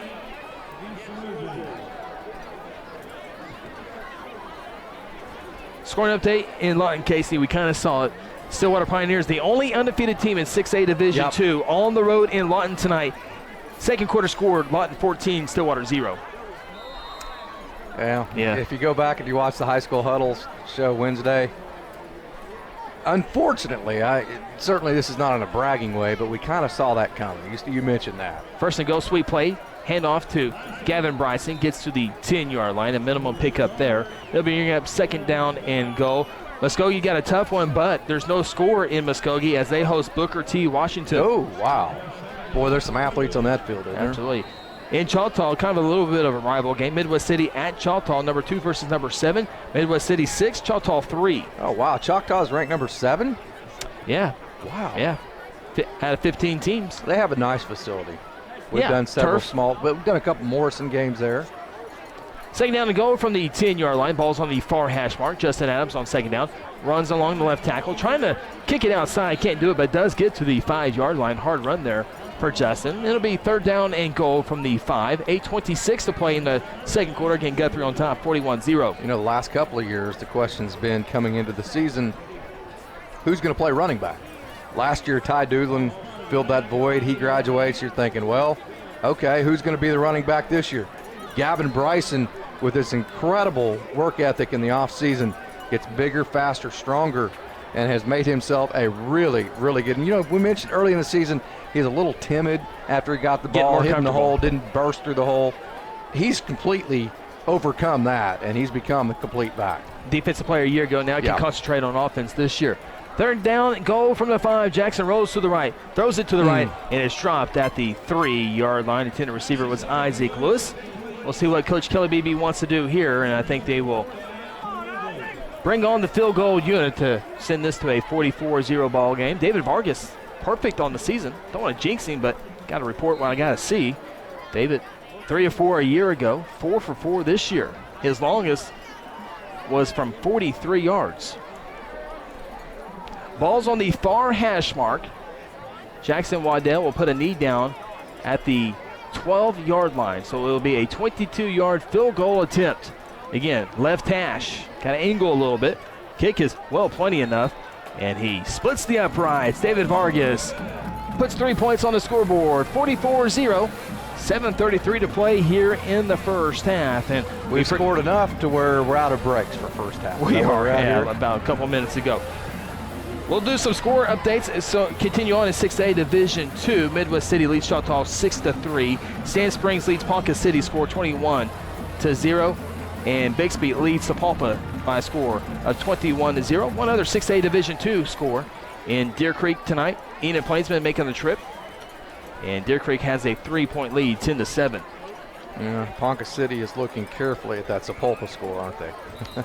Yeah. I think that's the only, you mentioned this Wednesday, the only opportunity they have for the remainder of their season for a win. They did get a victory last week against Barnoldsville. And beat PC West. Enid was now 42-7 going into the fourth quarter. And wins it in double overtime. Marlo Hughes had a breakout game against Guthrie in week 0, had another big night in that come from behind victory. Enid is very good offensively. They're equally as poor on the defensive side of the ball. That's where they get beat. They can play offense with most teams in 6A2. They just don't play very good defense. Especially with their best player getting knocked out of the season in the game against Guthrie. David Vargas kick fielded at the 11-yard line. The return out to the 15. Running to his right toward his sideline as the returner gets to the 20 and wrestled down after going backwards. I think they'll mark it around the 19-20-yard line. Northwest Classen takes over, first down and 10. How many people would you say are here tonight? Count all the little rascals running around I think the stadium holds 5,000, so you got a whole bunch more on your baseball field. Good luck there. So you're saying there's no firemen here tonight? Well, I got a good buddy who majors in fire chief, and I don't think he's in Guthrie city limits right now. So, is that planned and intentional? We'll just keep that a secret between you and Hopefully he's not listening right now, right? First down and 10 for the Northwest class tonight. Twin receivers each side. They look to throw here. Pressure. Quarterback able to get away and will be thrown down for a loss. Northwest Classen once again behind the chains. And now trying to at least throw the ball on first down to get ahead of the chains and get a 5 or 6 yard play to make it a 2nd and 3, 2nd and 4, to where now you can run the ball maybe throw a little play action, but they can't even get that off. We saw last time Troy Branson dropped into coverage instead of blitzing, and Northwest Classen tried to pass it, threw it right into his lap, and Branson returned it for a touchdown. So Coach Beebe dialed in. You know, we talked about it last week. Guthrie's played such good competition that the game has slowed down so much for these Blue Jays, especially the defenders. Think about the offenses Guthrie's had to defense. Yeah. Even Ponca City, who's not very good, has a very formidable offense to go against. Richard Dulo had the sack before that. They're going to hand this one off as Northwest Classen. It's not going anywhere. It's going to be a loss back to the 10-yard line, loss of a couple of yards. So third down and 20 yards plus as we come up on the midway point of the first quarter. Guthrie on top, 41-0. Flag thrown right in the middle of the field. Yeah, you better be a dude if you're going to impress the Guthrie Blue Jays, because they've seen some dudes. Josh Hazelbaker, the referee tonight. Face mask on the defense. Penalties 5 yards from the end of the run. Repeat second down. Josh Hazelbaker, by far the best white hat we've had on the mic this year. You're missing a lot because he's good on it. I told him the guy last week was horrible. He goes, "You say that every week, don't you?" I said, no. So you didn't get to hear him in even the coin toss, did you? No. Oh, wow. Oh, yeah, I did because you had your microphone. Okay. Yeah, that's right. I did hear that. Okay. Northwest Classen breaks huddle, second down and 19 from their own 11-yard line. 3 receivers set, 2 to the near side. 2 backs, I would guess, would be in there to block. And I think we have motion on the left side of the Northwest Classen offensive line. False start, offense, 5-yard penalty, second down. And what is an offense that's going to struggle to begin with? You can't make mistakes and get even further behind the chains, because we've seen what it's like for them to try to block this Blue Jay defense in long yardage situations when Coach Beebe dials up pressure, and it is not pretty for Northwest Classen. Negative 13 yards offensively for Northwest Classen. Here comes their 17th offensive snap, and another flags. The Guthrie jumper, were they drawn off sides? It's going to be a false start on the offense, unfortunately, unless they change their mind. But I said the first goal for Northwest Classen is to get a first down. That may have been a little bit too ambitious. Their first goal needs to get into the green yardage above 0. Encroachment, defense, 5-yard penalty, second down. That was a false start, and it's 44-0. And so we're going to go ahead and call that encroachment on the defense, I think, is what that call was. Safe call. Northwest Classen 1 first down tonight. Guthrie 12 first downs. Again, Guthrie 169 yards of offense. They've had a short field all night on just 20 offensive snaps. Again, Northwest Classen 16 snaps, negative 13 yards. That's going to be the odd thing when you look at this. You would think that Guthrie's going to have 800 yards of offense, but it won't be that high because they're only going to be going on 25, 30-yard drives all night. Second down and 15. Wilson wants to throw now. He's running for his life. He's been running all night long. Back at his 10, avoids one tackle and pushed out of bounds around the 15-yard line as Miller came up from his corner spot, put pressure on the quarterback. Scoring update, Coweta, who took down Noble last week. Noble with their first loss of the year. Coweta's in Shawnee tonight. Coweta with a early 7-0 lead. Oh, wow. Coweta's legit. And perhaps the second biggest game in 5A tonight is Altus at Ardmore. Oh, boy, I'm interested. I think Ardmore's going to go ahead and put the whoop down on the Altus Bulldogs. Altus, McGinnis, and Carl Everett, the only 3 undefeated teams in 5A.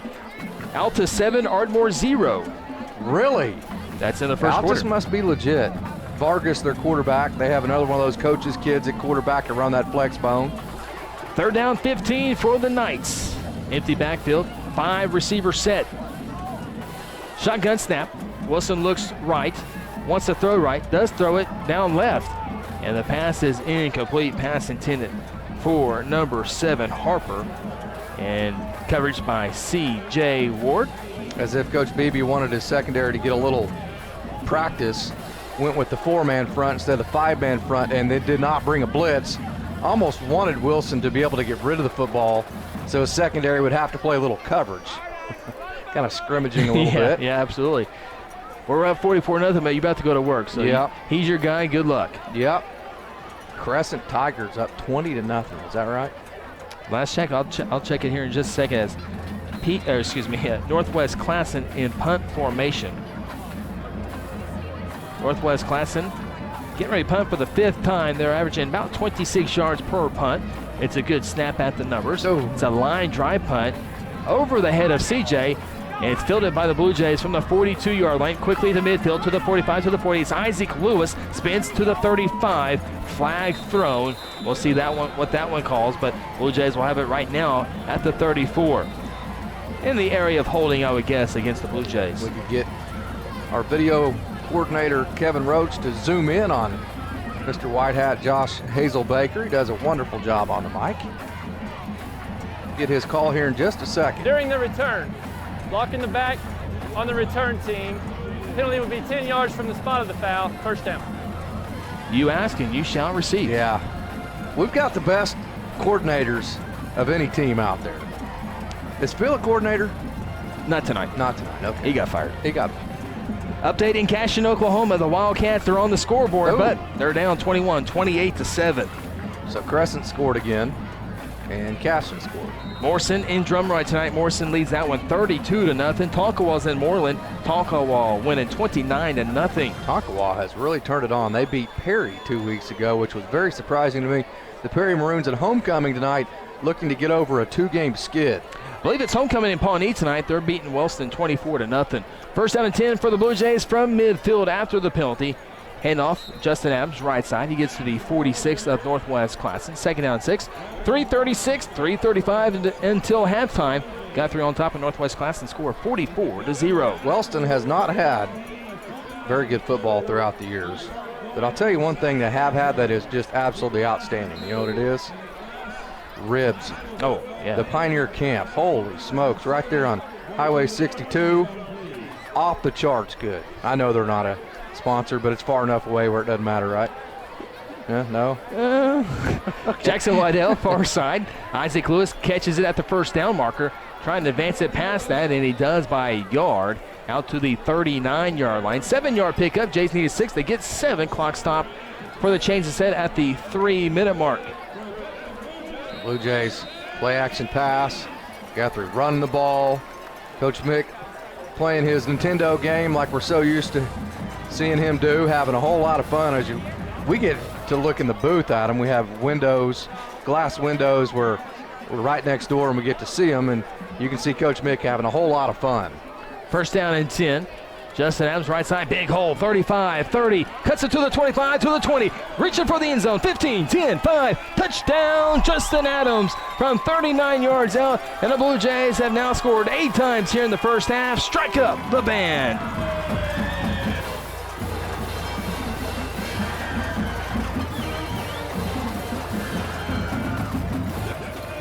Well, we mentioned spreading the wealth. You love to see Justin Adams scoring from 25 yards out. Very, very impressive run for the sophomore.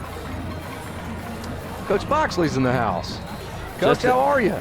Justin Adams with his second touchdown of the night. David Vargas on for the PAT. It is Hall of Fame night, right? It is. Lots of Hall of Famers roaming around the hallways of Guthrie High School, Jelsma Stadium. Vargas PAT is good. Blue Jays now increase that lead 51-0 here in Jelsma Stadium. Some scoring updates in Class 3A football. Chandler is in Kingfisher tonight. Kingfisher, I think, has a great chance to win out the regular season. Right now, in the second quarter, they are taking it to the Chandler Lions by a score of 28-6. Our friends over in Perkins are in Oklahoma City tonight, taking on Oklahoma Centennial. And at halftime, Perkins leads that one by a score of 14-0. Blackwell trying to get that first win of the year. They're at home, and they have a 7-0 lead over Mount St. Mary. So we're cheering on the Maroons tonight. Cushing Tigers in a odd-looking score trail to Shakota at halftime by a score 11-7. Coach Parachute and Cushing off to a 3-3 start. Douglas with a 6-0 lead over Bethel. That game in Oklahoma City tonight. Prague has a halftime lead a first quarter lead over Little Axe by a score of 14-0.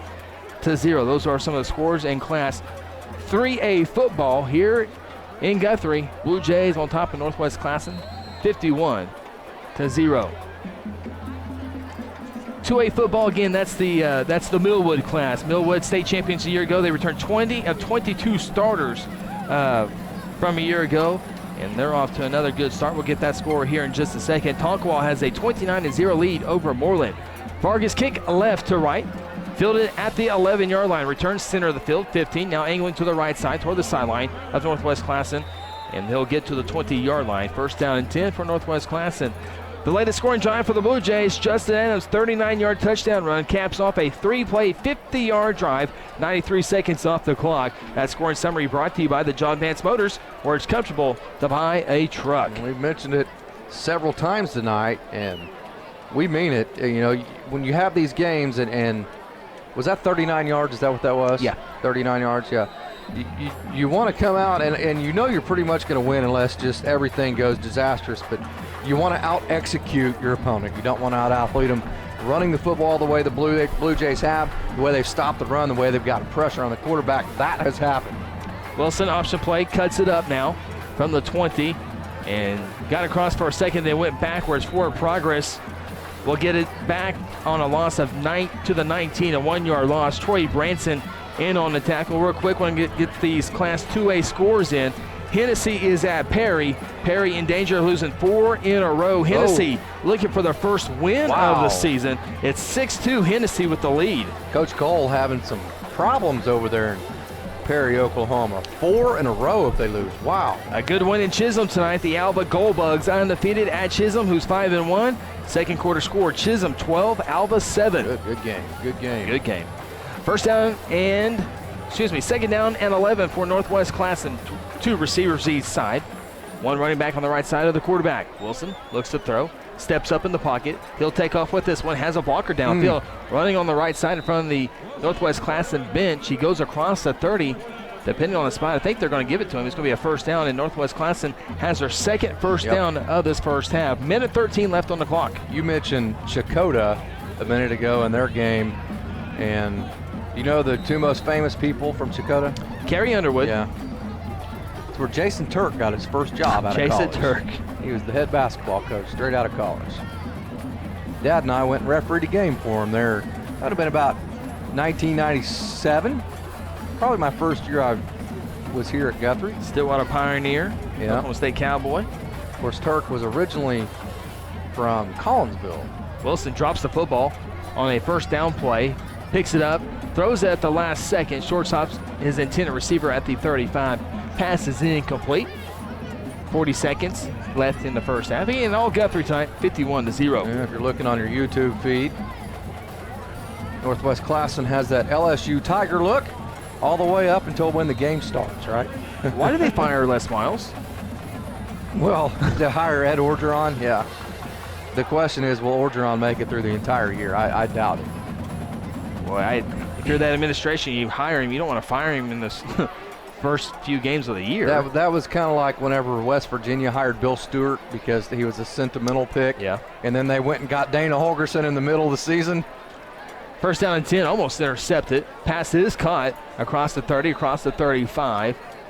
Unless he stepped out of bounds. He did stay in bounds. Be a pickup of about 4 or 5 yards for Northwest Classen. That's a job to me that would pique Mike Gundy's interest. LSU? Be hard to turn down. Be hard to leave, but I understand. Well, they'd have to have good rattlesnake hunting, right? Yeah. Is that what the TV's like, or is he really truly? Oh, he's going, yeah. No doubt. Okay. No, he's an Okie man. He's an Oklahoma kid, as much as you and I are. Third down and 7, perhaps the final play of the first half. It's a handoff and another negative play for Northwest Classen. Jay's in the backfield once again. Campbell Leach with the tackle, and that's the end of the first half. I'll let you take it over, Casey. I forgot my duties. I got to go. All right. You're going to take the microphone with you so we can hear you? Blue Jays with a 51-0 lead at halftime, homecoming 2017. We're going to send you to halftime. On the other side, we're going to have a lot of halftime homecoming festivities. This is Blue Jay football on the Blue Jay Radio Network. Looking to go inside Blue Jay Athletics? Log on to GuthrieSportsPage.com and get all the information on all the Blue Jay events. GuthrieSportsPage.com is your source for all Blue Jay information. Visit the ever-growing SoundCloud page and listen to pre- and post-game interviews, player spotlights, and complete game recaps. GuthrieSportsPage.com provides a link to listen to the Blue Jays streaming live over the World Wide Web and has pre- and post-game stories for your reading enjoyment. GuthrieSportsPage.com, your source for all Blue Jay information. This is Craig Fleck. Stay tuned after the break when Phil Nichols will join me for first half stats and more on the Golden Chick Halftime Show. I guess every slush flavor someone could ever want. This is basically slush headquarters. Where sour blue raspberry plans world domination. Well, not if Lemonberry has anything to say about it. Oh, Lemonberry, you're already sour. Come to the sour side. Never. I'll never join you. Refreshment just got colorful with new slush flavors like blue raspberry made with Nerds candy. And start your day with the 99-cent morning drink stop. Sonic at I-35 and Highway 33. This is how you Sonic.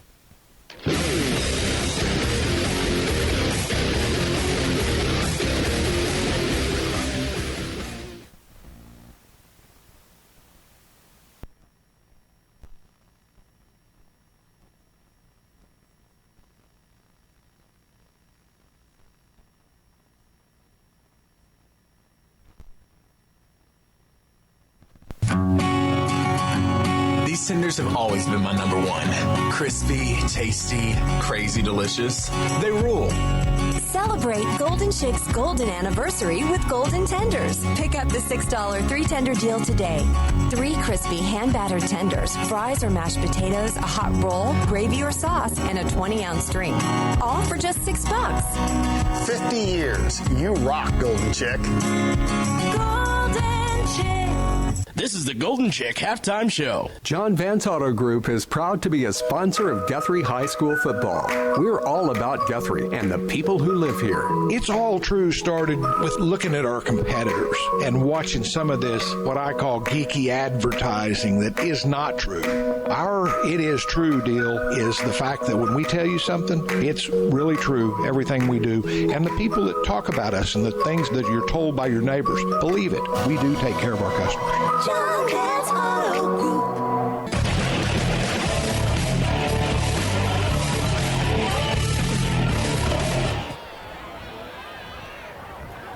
And we welcome you back here to Homecoming 2017 at The Rock. We are amidst some announcements of the inductees to the Hall of Fame. We this continue year. our We're Hall gonna of send it Fame over to induction. Chris Evans. Making his way to the 5-yard line. Our next Hall of Fame induction is Parrish Dwayne Pierce.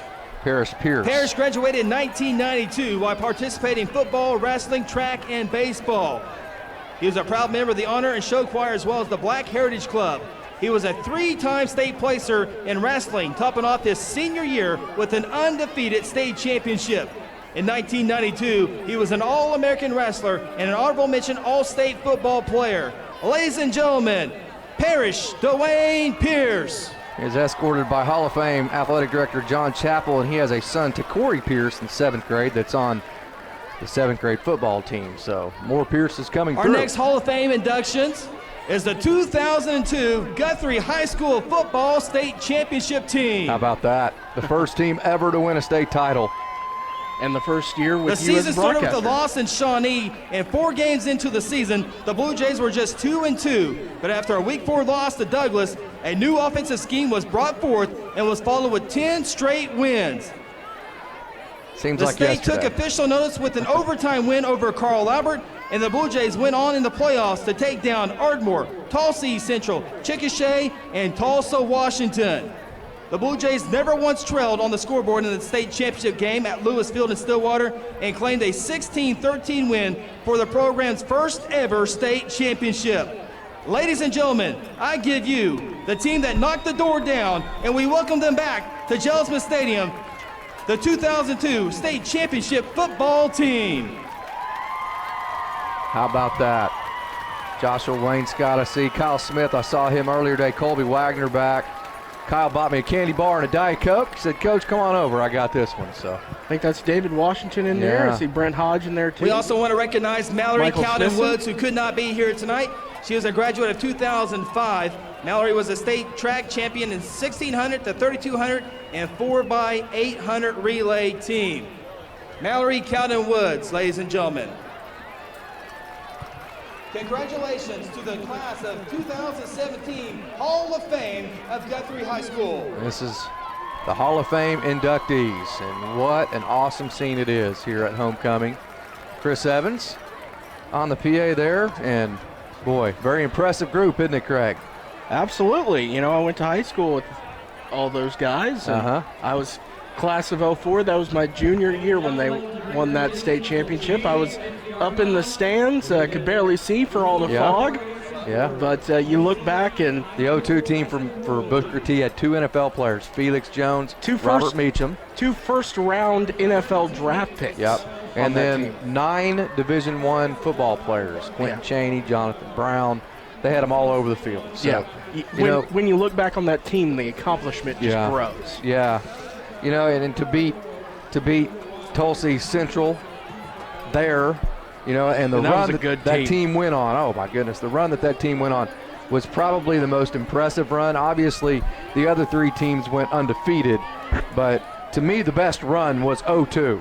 And then the best victory was against Booker T in the finals. I don't even think that's debatable.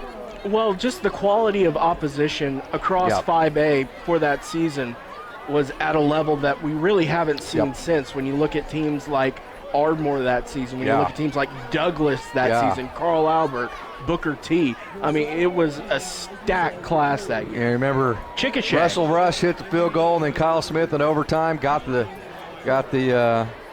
fumble. Well, Kyle Smith caused the fumble. Yeah. Dietrich recovered it. Dietrich recovered it, yeah. Dietrich Laws recovered it. Broke the doors down, as Chris said. Fun stuff. Fun stuff. I remember being at that game as well and going absolutely nuts with the students on the far side. That was the first year that we were able to bring Blue Jay football on the air, 93.7. Hot 93.7 all the way back then in 2002. We're going to take another break here in Homecoming 2017. Halftime, Blue Jays 51, Northwest Classen nothing. You're listening to Blue Jay football on Hot 93.7 FM. When it comes to Guthrie Blue Jay athletics, Hayes Funeral Home is a proud supporter from the first game all the way to the championship game. Along with many years of experience in funeral service, the Hayes family brings compassion and professional service during difficult times. Owners Chuck and Lynette Hayes take pride in providing families and their loved ones quality care. Chuck and Lynette have not only supported families in the Guthrie area for countless years, but have supported Guthrie student athletes succeeding on the playing field and in the classroom. Hayes Funeral Home is located on the corner of Noble and Wentz, or simply give them a call at 405-282-3100. The Golden Chick Halftime Show rolls on with the John Vance Auto Group scoring summary after this.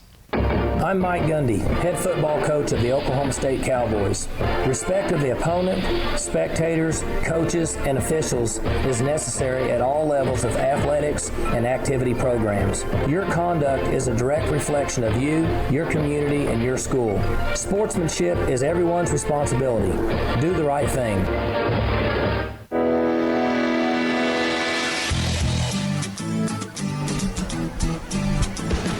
Golden Chick halftime show here inside Jelsma Stadium. Wait a minute. You were doing PA just a second ago. Yeah, and now you've been in Chapel's 2 called me, spots so at once, right? Yeah. So well, you sent it down for a field report earlier, and I had no idea what you said because Coach Chappell had been talking to me for the previous 5 minutes, and I just chimed in and just guessed what you asked me, and hopefully I got it somewhat right. I think you were pretty close. Now, he just left again, of course, because it's homecoming, so Chris is everywhere. Shoot on him, partner. We're going to go ahead and run down some stats real quick for you. 1 total yard of offense for Northwest Classen. That's actually better than they were at one point. They were more in the negative 20 range at one point in that first half. Blue Jays only 219 yards of total offense, but they went on a lot of short drives for the Blue Jays. Only 23 plays apiece. Both teams have run the same number of plays, only Blue Jays averaging 9.5 yards per play. The Knights, 0.0 yards per play. 4 yards passing for Northwest Classen, 49 for the Blue Jays. Jackson Waddell, 5 of 6 through the air.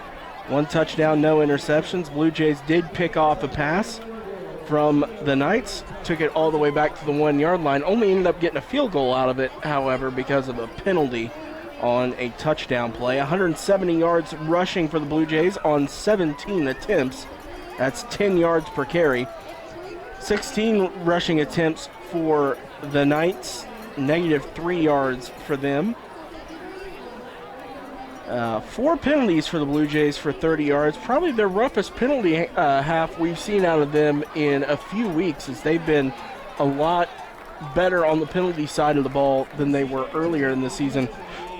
But still, only 4 penalties. 2 penalties for Northwest Classen for 10 yards. Of course, several were declined because of bad field position. They were in 3rd and long situations, and the Blue Jays didn't want to give that up. Blue Jays with 3 sacks for -35 yards against Classen. That has really hurt them. They have not been able to get the passes off in their passing game. Northwest Classen actually has the edge by about 3.5 minutes in the time of possession game, as it's about 12.5 minutes to 9 minutes. And that's because Guthrie has scored on 1, 2, 3, 4 play drives. And we also said it was going to be kind of skewed with the overall yardage because with the punt returns, the 3 and outs, Guthrie's had such short fields. So absolutely, as Blue Jays 14 first downs, 10 of those on the ground, 4 through the air. Only they're 0 of 1 on 3rd down conversions, but they've only had 1 3rd down conversion attempt. As we look down at some individual numbers, Jackson, as I said, 5 of 6 passing for 49 yards. Gavin Bryson, 9 carries for 84 yards and 3 touchdowns. He's averaging 9.3 yards per carry. Justin Adams, 6 carries for 67 yards and 2 touchdowns. That's 11.2 yards per carry. Leading receiver is Isaac Lewis. He has 3 catches for 28 yards. Dane Jenkins, 1 catch for 12 yards, and C.J. Ward, 1 catch for 9 yards.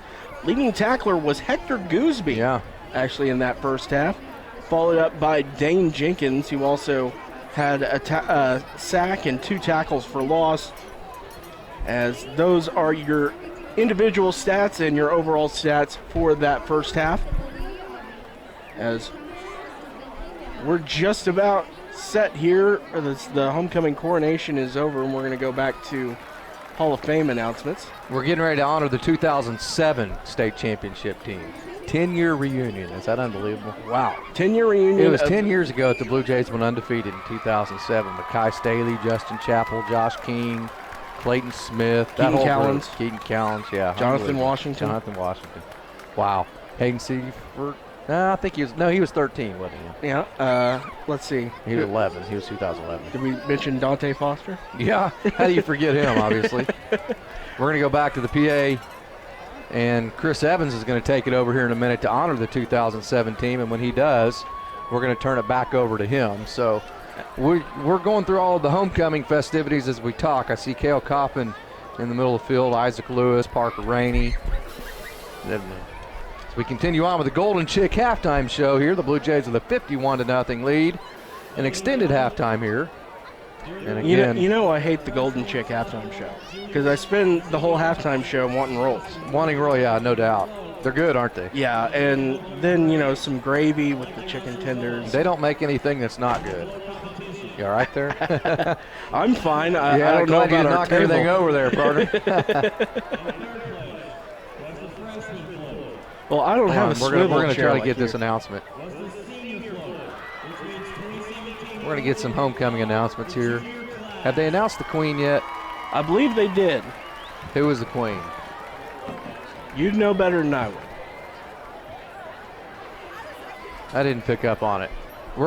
We missed out on that, so we're not going to bore you with those details. But I believe it is a senior female at Guthrie High School. Chris will know, and we'll get the name here in a minute. And we're about to send it back over to him that at the 3-minute mark, so 3 minutes from now. Tell you what, we'll take our final break, and then we'll come back on the Golden Chick Halftime Show, and we'll have all that for you. This is Blue Jay Football and the Golden Chick Halftime Show on Hot 93.7 FM.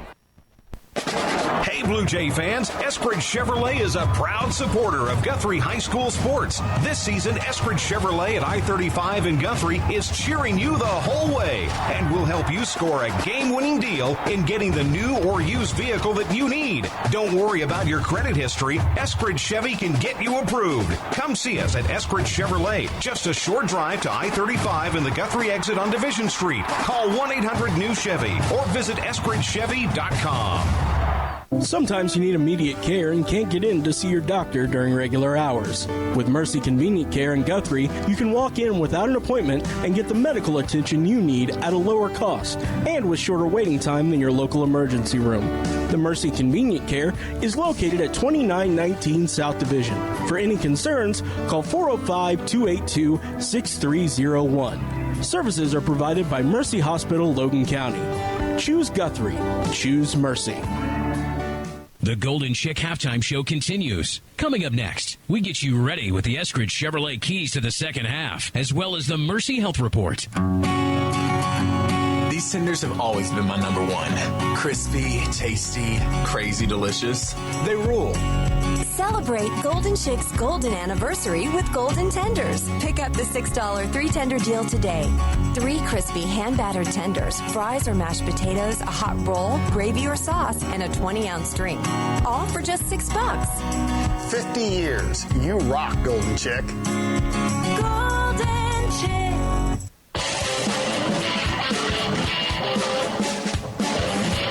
Golden Chick Halftime Show rolls on here. We're getting ready to have our honoring of the 2007 State Championship Team 10-year reunion here in just about 1 minute. So we're going to hang out till then, and when we do, we're going to pass it over to the PA, longtime PA voice of Dennis Oaks here at Jelsma Stadium, and he is one of the fixtures here as all the success and all the fun, the family environment, and the awesome environment that this Jelsma Stadium brings you.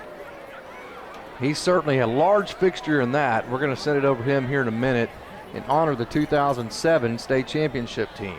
So we're going to hang out till we do. You're, again, listening to the Golden Chick Halftime Show, Hot 93.7 FM. Blue Jays at the half. No problems with Northwest Classen, 51-0.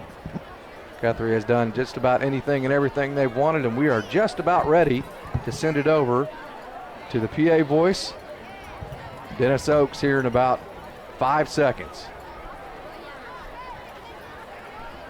Ladies and gentlemen, if I could have your attention, please. If you would please stand. Tonight is a special night. Tonight, we honor the 10-year anniversary of the 2007 State Championship football team.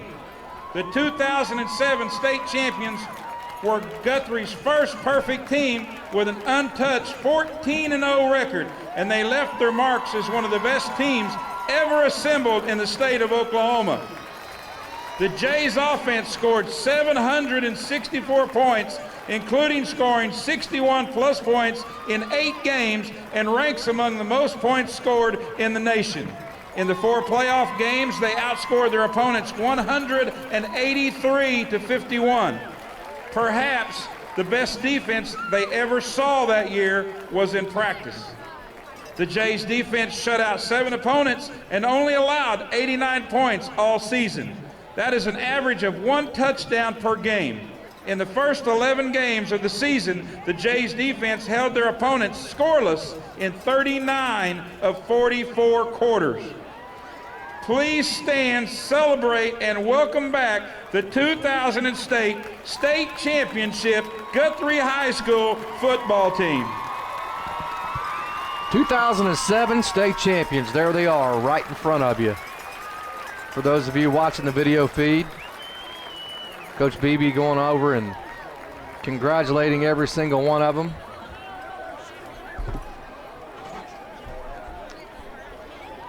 Many people would say the 07 team was the greatest team Guthrie High School's ever produced. Those numbers back it up. Yeah. 39 of 44 quarters to start the season. Jays did not allow opponent to score. Among the best in the nation when it comes to scoring points, and they call the Dogs off early and often that season. And the cool point, I don't know if you mentioned the Tyler Nichols jersey out there. Pretty That's darn very cool. That's very cool.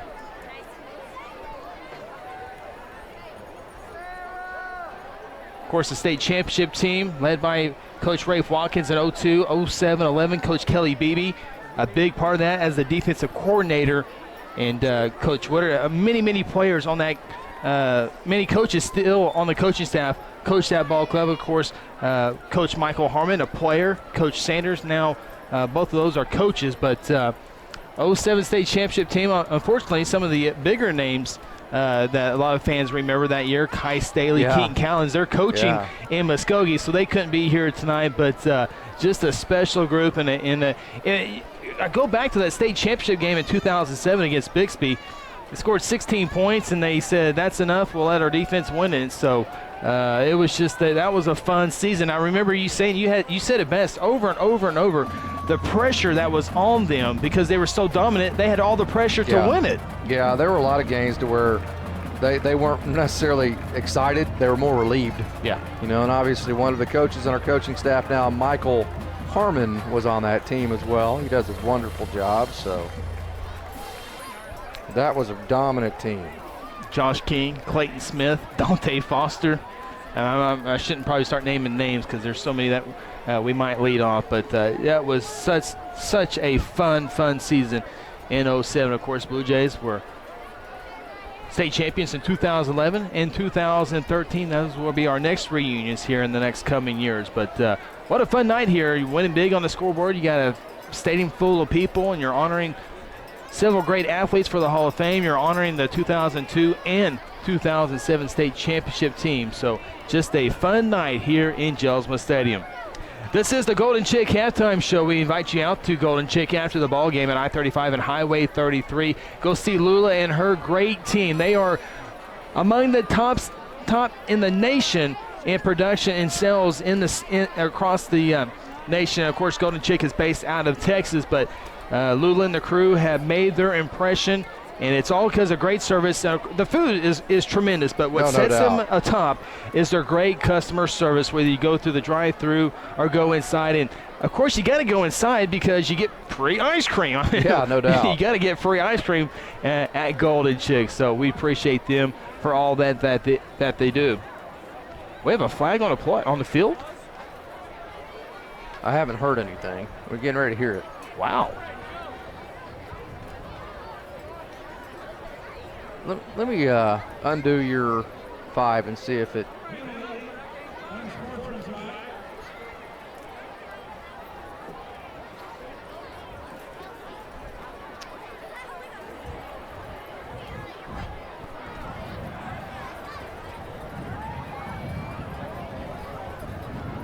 Yeah. We're getting ready to get an announcement of what this flag is. No, we're not. Hey, which way are we going? Did anybody find?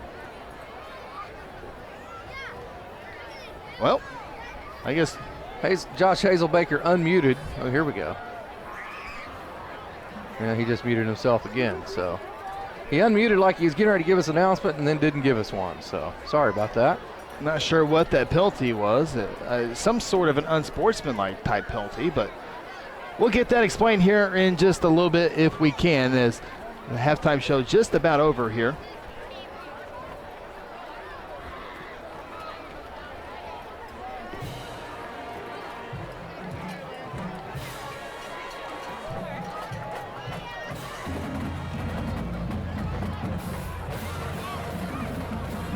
Blue Jays warm up to our right in the south end zone. Blue Jays never went into the locker room. They had a brief meeting, and Northwest Classen had made their way back onto the field. And we're a few minutes away from kicking off, a few seconds, I should say, from kicking off the second half. Again, Guthrie on top, 51-0. Blue Jays will be in action next week in Lawton. Blue Jays take on, Lawton Eisenhower. And the Eisenhower Eagles, last report, were on top of Woodward. And many people think the race for the number 3 spot in the District 5A2 will come down to Guthrie, Lawton Eisenhower, and Woodward. 2 of those 4 teams will be in the playoffs. It'll be a big game next week for the Blue Jays, and then in 2 weeks, Jays return back to Jellsmith for senior night against the Piedmont Wildcats. Piedmont struggling this year, and so we'll have that on senior night. I think on that night we'll recognize all the Pee Wee football players, grades 2 through 6th grade. So we'll have that in just a little bit. Again, halftime score here in Guthrie. Blue Jays 51, Northwest Classen 0. Blue Jays have had scoring drives of 3 plays, 1 play, 3 play, 4 plays, 1 play, 5 plays, 4 plays, and 3 plays. And we are now set for second half action. Northwest Classen will kick the football off. We're not sure what the penalty was, but we do see that it was against the Guthrie Blue Jays. So Northwest Classen will kick off at the Guthrie 45-yard line. Remember, Northwest Classen won the toss and wanted the football.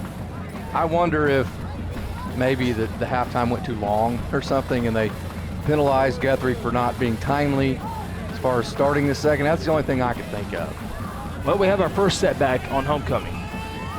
Let me effort. Northwest Classen spreads across the midfield line to kick this one off. It's a sky kick. They do have a good kicker. At the 13. Here comes the return. That's C.J. Ward. He gets to the 15, to the 20, and backpedaling to the 22, 23-yard line. First down 10 for the Blue Jays. Welcome here in the third quarter in historic downtown Guthrie, Jellsmith Stadium, alongside Kevin Roach, Craig Fleck, Casey Porter. I'm Chris Evans. Our partner Phil Nichols with his son tonight, who's stationed over in Italy, flew into Oklahoma City, and that's where Phil's at tonight. He'll rejoin us next week for the trip to Lawton. Yeah. Desperately miss him. He does such a wonderful job with all of our sideline reports. And we're glad that he is with family tonight and his son flying in from Italy. That is an awesome deal. First down and 10 for the Blue Jays. 3 receiver set. Imagine the Jays would keep this on the ground. They hand it off to Gavin Bryson, stretch it, flag thrown, gets to the left side, 25-30, 35-40, 45 midfield. Slips on the wet surface in the wettest spots on the field is in front of the Guthrie sideline. It's beyond the 30-yard line, so we're okay. Baseball fence goes right along the 30. 10-yard penalty from the spot of the foul. First down.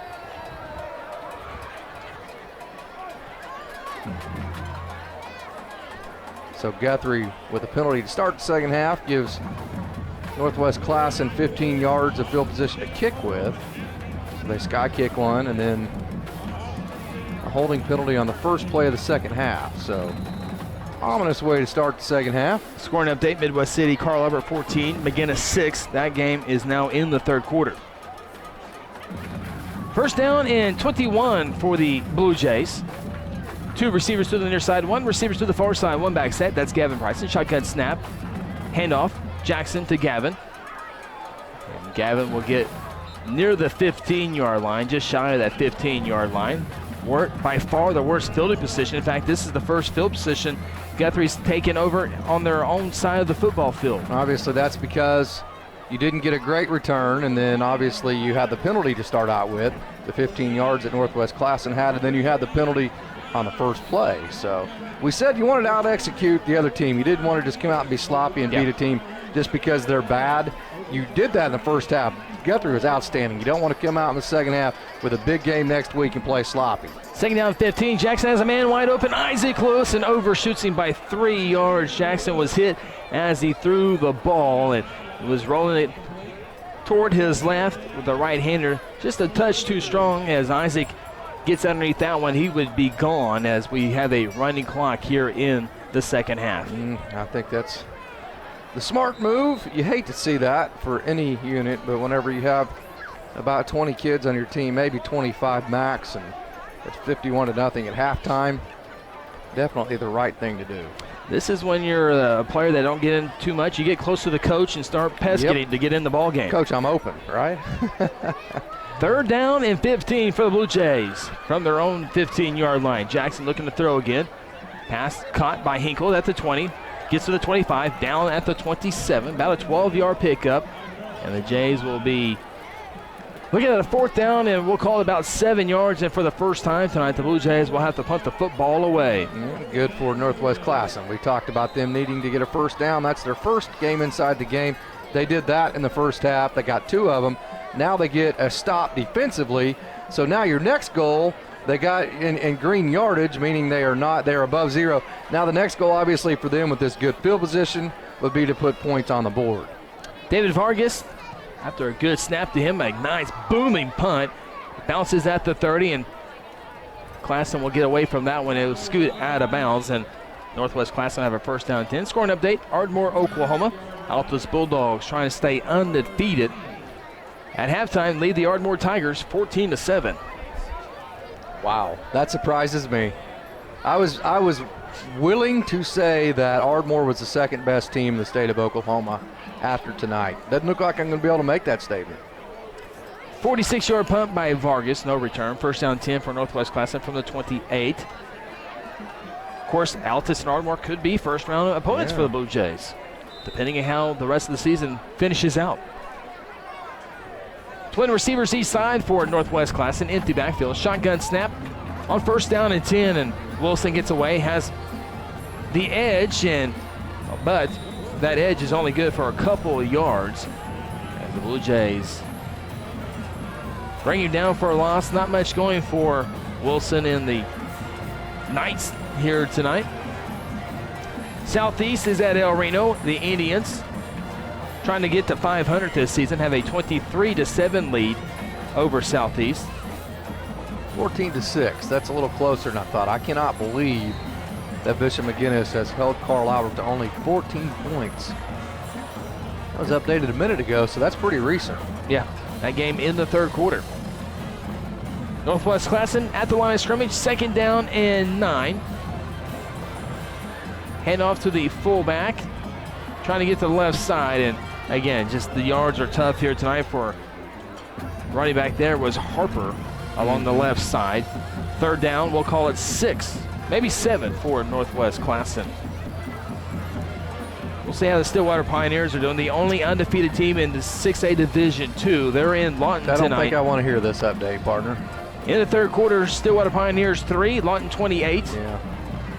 Midwest City at halftime leads Choctaw 13-3. I asked the question, how was Stillwater going to handle it when they A, can't run the ball and B, can't throw it deep? And I thought this was going to be the week that neither one of those were going to happen, and I was curious to see how they handled it. 2 good running backs in Lawton, one for Stillwater, one for Lawton High. Wilson down for the sack, and Blue Jay defense getting after the quarterback here tonight, and Northwest Classen will punt this football away. Blue Jays have been strong tonight in the punt return category. We'll see what they have in store here with C.J. Ward and now Isaac Lewis back deep. Now what looked like very promising field position has gone backwards for Northwest Classen. So situation looked like they were going to have a chance to get their first points on the board has gone south, and this is a team that has not scored in a while. C.J. and Isaac back at midfield. Got shut out by Piedmont a week ago, 58-0. That would be a tough team to play for, wouldn't it? Sure would be. Show up every day to practice. CJ fields it on the 42, almost trips quickly to the 30, to the 25, 20, 15, 10, near sideline 5, touchdown, CJ Ward. He had a big one last week, has another one here tonight on homecoming. Jays with the first score in the second half, strike up the band.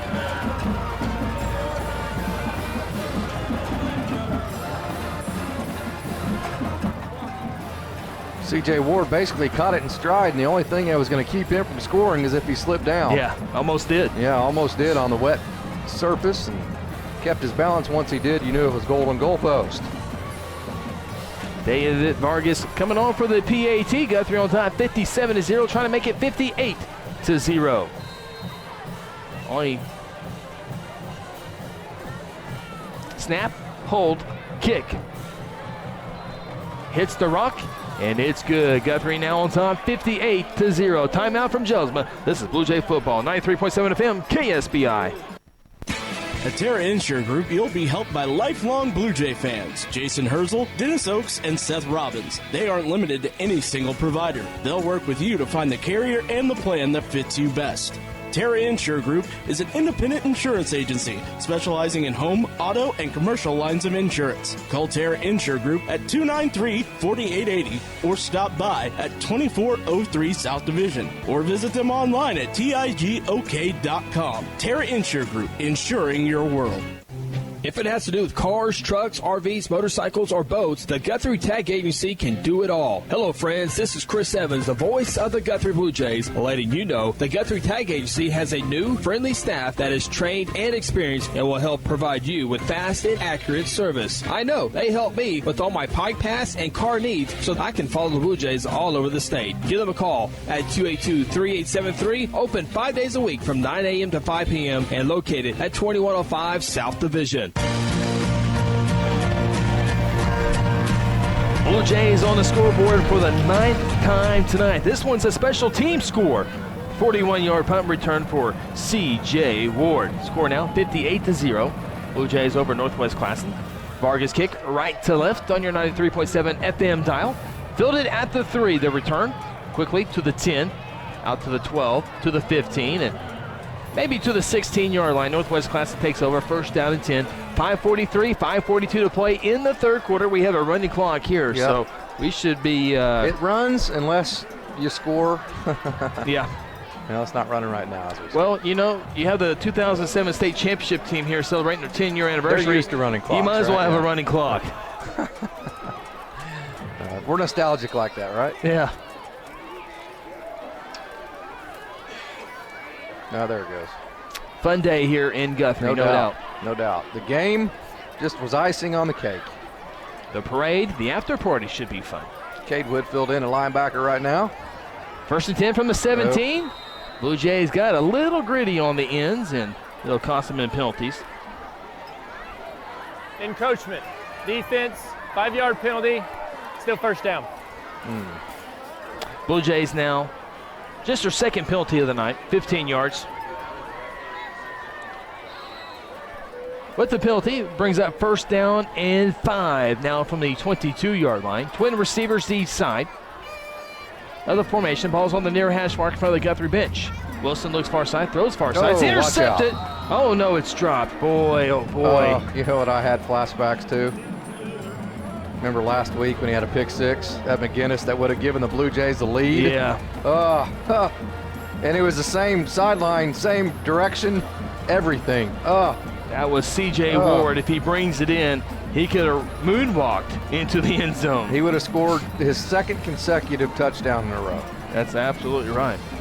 Instead, it's now second down and 5 for the Knights of Oklahoma City.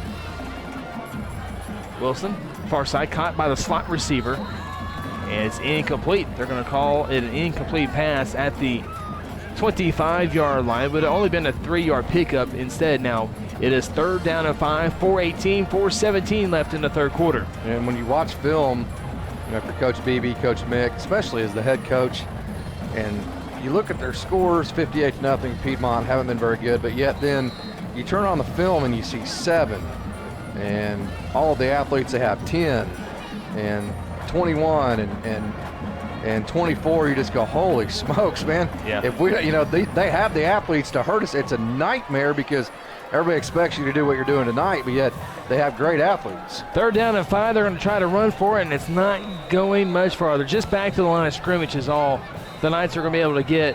And now we have extra activity on the far side, and now we have a flag thrown.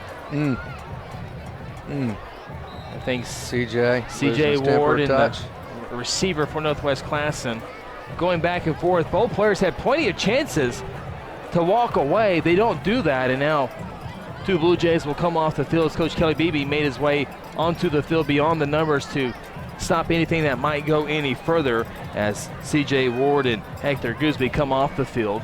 Blue Jays will bring in Chris Gizzard and Justin Adams into the game. Grizzard's gotten more playing time here as of late. Send it down to Hazelbaker. Unsportsmanlike conduct, defense, 15-yard penalty, first down. Boy, he is good on the mic. Outstanding. He's one to say number, he paused. That was a state championship caliber video feed right there. That was well done, Roach. Well done, Roach. This video here will not only have the game broadcast, but we'll cut it up and have homecoming and 07. Am I coming over to help? Well, if you got a computer, bring it. There's a lot of editing to be done. Let's put an I on that, okay. not a W-E. How's that sound? There's a lot of editing to be done. Big thanks to Kevin Roach for the... There's no we and I. Okay. Northwest Classen wide receiver takes off before the snap. That one backpedals. All right, Roach, got to do better than one before. Offense, 5-yard penalty, remains first down. You got to anticipate, right? You got to anticipate. You got to be proactive, not reactive. Of course, we're gigging our video coordinator. Awesome job he does. As a youngster in the 8th grade program, running back, defensive back, junior high, and a golfer at the high school level. Junior high teams had their game postponed due to weather conditions this past week. Be rescheduled next Tuesday. 24th. Or excuse me, Tuesday the 24th. Yes, correct. First down and 15 for the Northwest Classen Knights. Had them all flex boned up and then didn't get to play the flex bone. No, here we go again. All right. This is all about the video coordinator. Here we go. Look at that, Sue. Play of game. Offense, 5-yard penalty, first down. This is what you do when it's 58-0. That's right. You break down the video coordinator. Best one yet, Roach. Best one yet.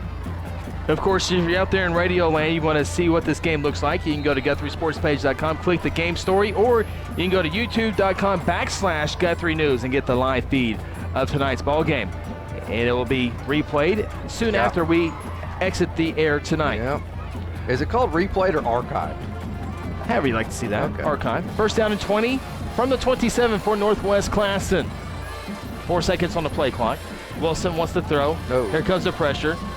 Can't get rid of it. Backpedaling inside the 10 and sacked inside the 10-yard line. Wilson just simply has not been able to get rid of the football. Could have saved him a lot of yards, but Turvey Williams will be credited with the sack inside the 10, a loss of 17 or 18 yards. And it's second down in Will Rogers World Airport. Yeah, no doubt about it. Wherever Phil Nichols is at right now, that's how far Northwest Classen needs to go to get the first down, right? Now, I'm not exactly sure what Wilson was doing. It looked like he thought the screen was supposed to go to the left. The running back thought he was supposed to go to the right, and he didn't get rid of the ball, and because of it, he started headed back towards the high school, and he needs to be headed towards Oklahoma City. The ball's at the 9. Northwest Classen needs the 47.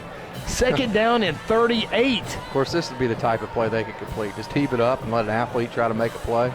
Shotgun snap, that's what they'll do. Right Farkin, he's wide open too, underthrows him though, and it's caught at the 35, breaks the tackle at the 40, first down across the 45, and finally hauled down at the 49-yard line. And Casey calling plays for Northwest Classen, and that I believe will get them into positive yards on the night. I would hope so. It was second and 47, and they got the first down. They're plus 28 yards now. Okay, nice. They were minus 20 before that snap. Somebody on the defense got lost. That had to have been a busted coverage. That receiver was more open than, I mean, the ball was way underthrown. If it was thrown into stride of the receiver, it would have easily been a touchdown. First and 10 for the Knights. I do believe that's their third first down here tonight. Oh, here comes Turvey Williams. Wilson able to get away the first time. 4J's trying to track him down. He tucks the ball, gets into Guthrie territory. Out of bounds at the 45-yard line. Close to a 7-yard pickup for the quarterback, catching the edge there on the right side. Got to be careful when you get outside the numbers. That is by far the wettest part of the field. Always is. That's where it drains to with the arch in the middle. Ezekiel Wilson, the quarterback tonight, wears jersey number 5. He's a senior. So I'm going down for the post-game interviews. Is that correct? We'll talk about during this timeout because that's the end of the third quarter. All Blue Jays here tonight, 58-0. Take a timeout. Come back with fourth quarter action. This is Blue Jay football on Hot 93.7 FM, KSBI. John Vance Auto Group is proud to be a sponsor of Guthrie High School football. The John Vance Auto Group is 100% family owned. My children, Megan and Garrett, both participate in this ownership, as well as my nephew, Derek, who runs our Miami store. And I think we go about the old golden rule. How do we want to be treated in these situations? We sell cars, but we are in the people business. Taking care of people is what it's all about. And it's a family tradition with each and every one of them, including myself. John Vance Auto Group. Sometimes you need immediate care and can't get in to see your doctor during regular hours. With Mercy Convenient Care in Guthrie, you can walk in without an appointment and get the medical attention you need at a lower cost and with shorter waiting time than your local emergency room. The Mercy Convenient Care is located at 2919 South Division. For any concerns, call 405-282-6301. Services are provided by Mercy Hospital, Logan County. Choose Guthrie. Choose Mercy.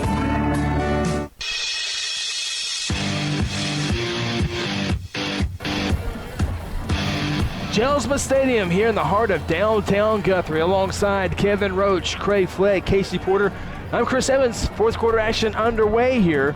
Guthrie Blue Jays in cruise control tonight as they have scored 9 times tonight and have a 58-0 lead. Northwest Classen with the football, second down and 3 from the Guthrie 45-yard line. First time tonight Northwest Classen has been in Guthrie territory. 3 receiver set. It is homecoming 2017. 3 receiver set. Wilson, shotgun snap, hands it off on the right side. First down and more across the 35, down around the 32-yard line was number 7. That's Harper on the carry. And Northwest Classen will move the chains once again on this drive. And like we said, they got in plus yardage. I believe they're about plus 30 at this point with the big 49-yard pass they had a minute ago. They've gotten 3 first downs. They've gotten a stop defensively. Now to complete their circuit, get points on the board, that would be a successful night for Northwest Classen. From the 31, first down, 10, ball's on the far hash mark, handoff left guard.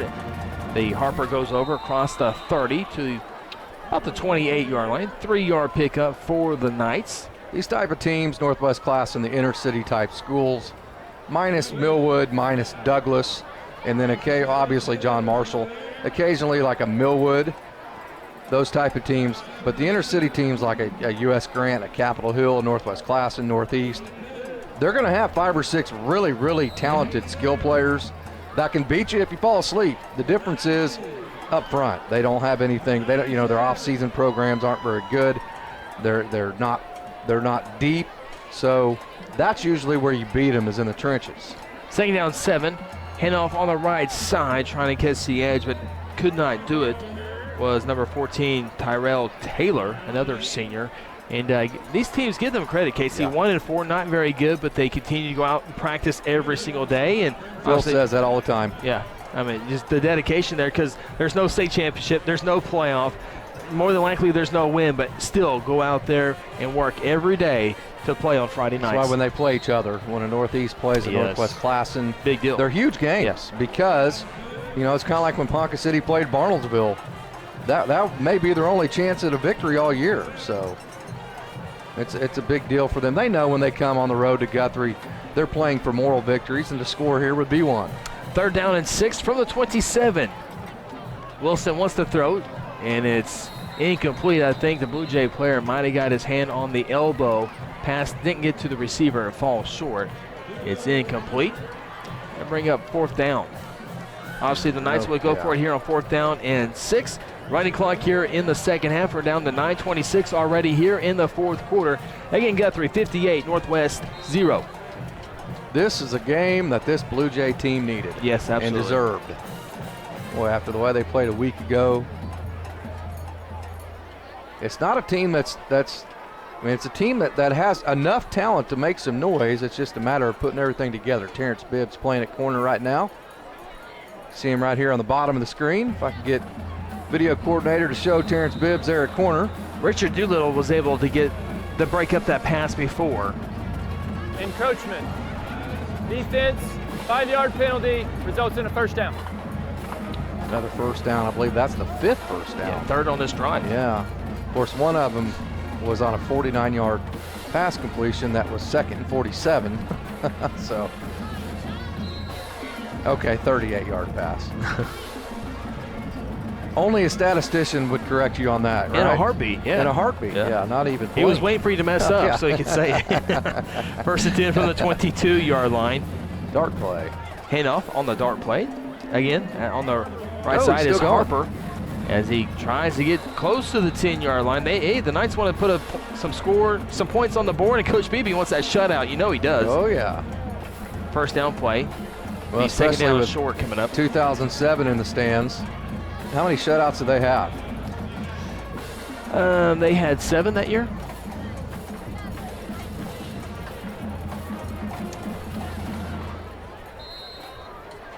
Blue Jays are going to be playing 2-3 techniques this play. That's all I got to say about that. Both tackles will be outside shades of the guards. Second down and 1 from the 13. Handoff, Harper, left side, has an angle, and it's going to be a nice tackle to save perhaps a touchdown for the Blue Jays. On the tackle, Richard Doolittle. It is a first down. Hector Gooseby with the tackle. It'll be first down and goal for the Knights from the 8-yard line. Kel Kaufman, see him from a safety spot, has played linebacker almost all of his career, and I was talking to him today, and he was talking about how he was having to make the adjustment to making the reads at safety instead of from linebacker. So Kel Kaufman, very good athlete. Good to see him back on the field after his early injury earlier this year. A lot will be expected of him next year and the year to come. Bad snap, and it's almost a scoop and score, but the quarterback, Wilson, was able to jump on that and saves another turnover, but it's back at the 18-yard line. That's where these teams come in, Casey. They make so much progress down the field in one bad snap, one bad something, and puts them behind the 8-ball. It's going to be second down and go from the 17. Of course, this is their wheelhouse, right? Yeah, they need a little bit further. Yeah, we need to be a little bit further so we can just throw it, tell our receiver to run to the tree and then turn around and try to out-jump somebody. Over Sean Wood's play. He was pretty good at it. He's still wide open. Yeah, Josh Fields was good at just throwing it up to him, wasn't he? Yeah. Second down goal from the 17. Northwest Classen, 4 receivers. Ball's on their hash mark at the 17. Wilson steps up. He's going to try to run for it again. Blue Jays are chasing him. He's got to run with it now. He gets across the 15. Hit by a trio of Blue Jays. Stays in bounds. And now the Knights will have a third down and goal. That works in backyard football. Yeah. Direct traffic and then try to stiff arm a couple guys and juke another couple others and go score. But when you're playing a Kelly Beebe defense that knows how to fit it up and play leverage, those type of plays don't work as well. Northwest Classen band and cheerleaders, a late arrival here, but they are here.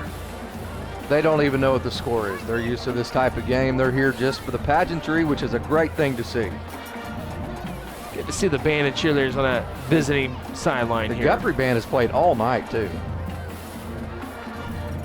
Third down to go from the 13-yard line. Wilson wants to throw. Looks left, throws left, has a receiver, throws into double coverage, and overshoots the intended receiver. Brings up fourth down and goal from the 13. Now under 5 minutes to play in the ballgame. Be sure to stay tuned to the Terra Insure Group post-game show. Casey Porter will be making his way down onto the field. You've already made that executive decision. I'm sorry, I forgot to tell you. Okay. So that's how you're going to announce it to me, right? Over the air? Well, I thought our pregame production meeting. Okay. We went over that. Northwest, their first charge timeout of the half. Northwest Classen takes the timeout. We'll do the same thing with them. 4:45 left in this one. Guthrie 58, Northwest Classen 0. This is Blue Jay football. She's your mom, and you want to do your best. And at Golden Age Nursing Home and Ash Street Senior Living, we know just how difficult it is to make choices when it comes to your loved one's needs, and we can help. You'll find caring, supportive staff members and a full range of healthcare services. You'll also find a commitment to quality throughout all of our nursing home and healthcare agencies. Call Golden Age Nursing Home at 282-0144 or Ash Street Senior Living at 282-2000. You want to do your best, and so do we. Sports, a powerful force in our society. Through sports, the Fellowship of Christian Athletes impacts the young people of our nation. Our ministry offers them faith, integrity, and values in the face of an often confusing world.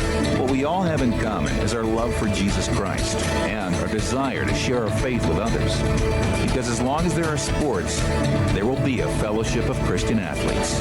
To learn more, call 1-800-289-0909 or visit fca.org. While we're away, Northwest Classen attempted a field goal. See, that's where we need Phil, our on-field coordinator. He could have told Josh Hazelbaker, the head referee, hey, chill out. We've got video, and we're all over North Central Oklahoma. We need some time here, brother. We need 60 seconds, but the referee didn't do that, and it was no good on the field goal attempt by Northwest Classen. So the Blue Jays take over. Kicker has a leg, though, doesn't he? At their own 20, yeah, he sure does. Blue Jays will have a first down and 10. It appears that the Blue Jays will indeed shut out Northwest Classen. We'll see. That's the only drama left in this one. Everyone staying tuned for that TIG postgame show. On-field interviews, stats, highlights. Player of the game. Do we know who that's going to be? Run out to the 30-yard line, close to a 10-yard pickup. Sorry, I did not see that. New quarterback in there. I believe that's going to be Kel Kaufman taking the snaps. It is. Chance Lawson running the ball for the Blue Jays, number 30. He's a quick kid. 5'8", 155-pound junior. Yep, tough kid. Real tough kid. Picked up the first down. Great student. Just an absolute first-class human being all the way around. Pistol formation. Rainey, the halfback, lines up on the right side. See if the Jays run on the right side. 5 seconds on the play clock. Kel Kaufman takes the snap. Nope. Misdirection play or one guy with the wrong way. Kel Kaufman spins at the 35. Falls to the 36. Pickup of 6 yards for Kel Kaufman. Yeah. Also in the ballgame, Max Medford, 5'8", 140-pound sophomore. I promise you, Kel Kaufman is not in any way, shape, or form scared to run the ball. No.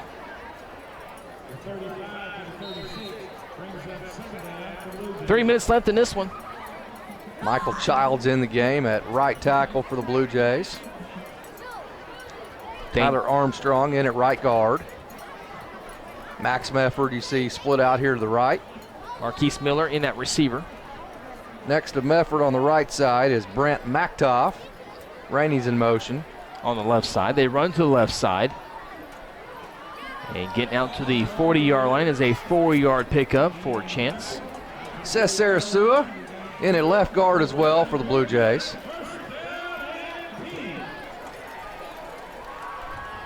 And to complete the offensive line, Jordan Reddick is getting some action. Awesome. Sarasua and Reddick and Childs. Good to see. Brant Mactoff, Mefford. Hard work for these kids paying off.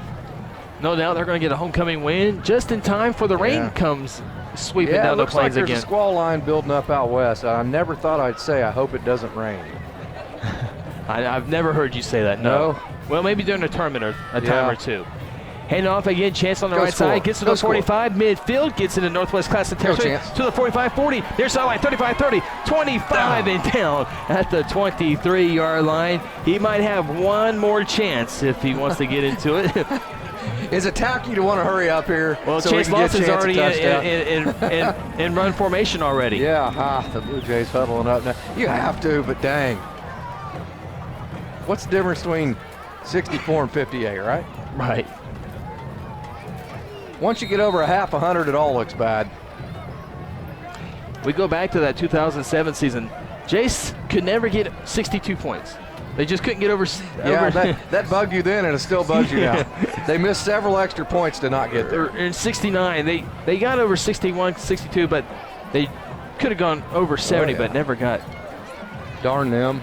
Yeah. Kel Kaufman takes a knee. We'll probably have to do that one more time.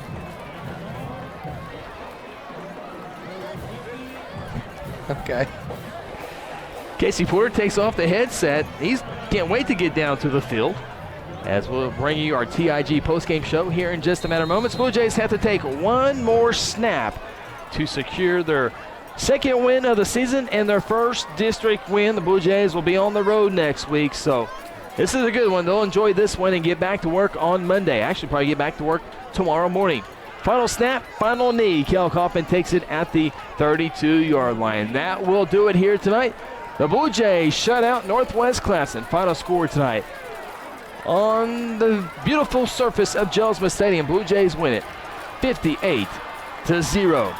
We will take a timeout. We will get set for the Terror Insure Group postgame show. Postgame interview, stats, and highlights after this. This is Guthrie Blue Jay football on Hot 93.7 FM, KSBI. Hey Blue Jay fans, Eskridge Chevrolet is a proud supporter of Guthrie High School sports. This season, Eskridge Chevrolet at I-35 in Guthrie is cheering you the whole way and will help you score a game-winning deal in getting the new or used vehicle that you need. Don't worry about your credit history. Eskridge Chevy can get you approved. Come see us at Eskridge Chevrolet, just a short drive to I-35 and the Guthrie exit on Division Street. Call 1-800-NEW-CHEVY or visit EskridgeChevy.com. I guess every slush flavor someone could ever want. This is basically slush headquarters. Where sour blue raspberry plans world domination. Well, not if Lemonberry has anything to say about it. Oh, Lemonberry, you're already sour. Come to the sour side. Never. I'll never join you. Refreshment just got colorful with new slush flavors like blue raspberry made with Nerds candy. And start your day with the 99-cent morning drink stop. Sonic at I-35 and Highway 33. This is how you Sonic.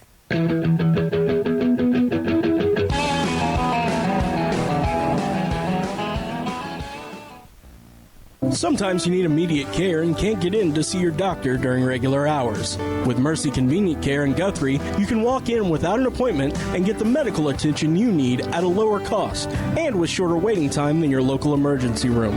The Mercy Convenient Care is located at 2919 South Division. For any concerns, call 405-282-6301. Services are provided by Mercy Hospital, Logan County. Choose Guthrie. Choose Mercy. Looking to go inside Blue Jay athletics? Log on to GuthrieSportsPage.com and get all the information on all the Blue Jay events. GuthrieSportsPage.com is your source for all Blue Jay information. Visit the ever-growing SoundCloud page and listen to pre- and post-game interviews, player spotlights, and complete game recaps. GuthrieSportsPage.com provides a link to listen to the Blue Jays streaming live over the World Wide Web and has pre- and post-game stories for your reading enjoyment. GuthrieSportsPage.com, your source for all Blue Jay information.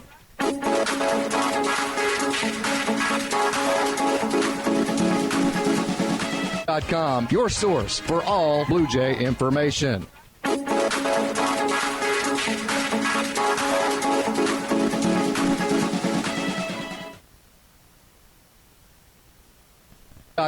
Your source for all Blue Jay information. Blue Jays winning here tonight. Final score over Northwest Classen, 58-0. We welcome you inside the Terra Insure Group post-game show where the Blue Jays get their second win of the season and their first district win of the season.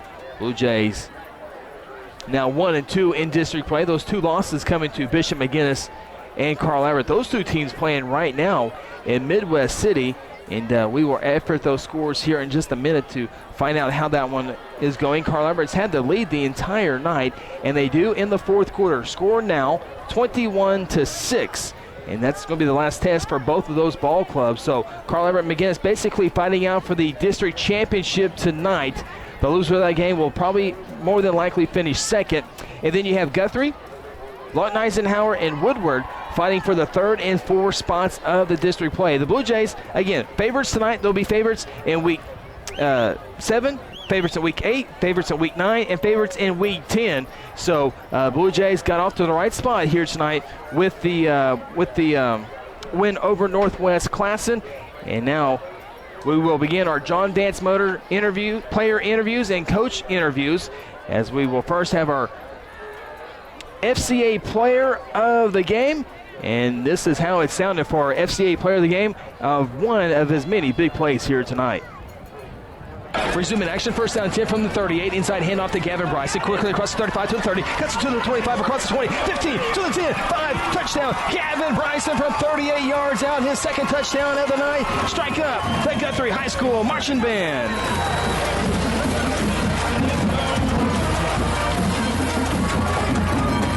And I made a rookie mistake. I apologize. I pushed the wrong button. That's one of many highlights for the Blue Jays, but tonight's FCA player is on defense, and this is a defensive play for our FCA player of the game.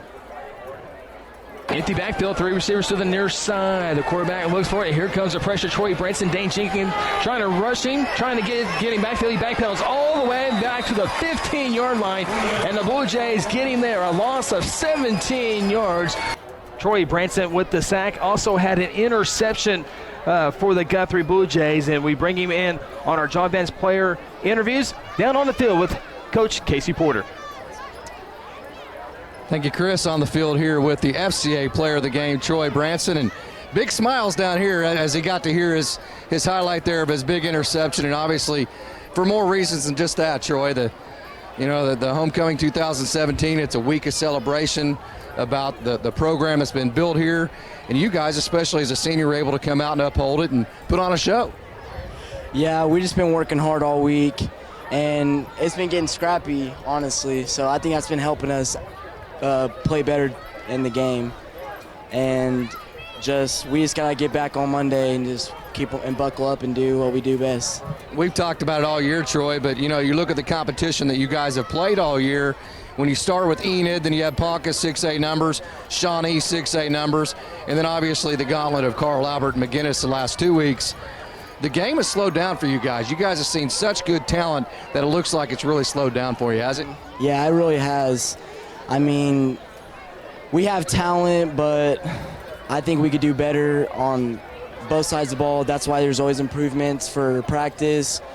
And honestly, we're just going to come Monday and buckle up. I got to say, first shutout of the year, and watching that field goal, you had to be a little bit nervous, right? Yeah, I really was. The first one in the game, that kind of had me scared. But we just came back and executed well. And not only a big win, but what does it mean for this team to get a shutout, this defense? I mean, it's awesome. It's just an emotion that only defensive players could understand. Yeah, and it's the final 4 games, and obviously all 4 winnable games, so it's going to be an exciting finish to this big game next week. All we need to do is just win out the rest of the games. We'll make the playoffs, and anything can happen in the playoffs. Troy, awesome job being the FCA player of the game. It really is. It's an honor. All right, that's Troy Branson. Chris, I'm going to kick it back to you for a second, but again, big smiles down here for the big senior. He so deserves this. We've talked so many times. We talked about it on the broadcast. Troy is a kid who's come up through the community. He's come up through the junior high program, now 4 years in the high school program.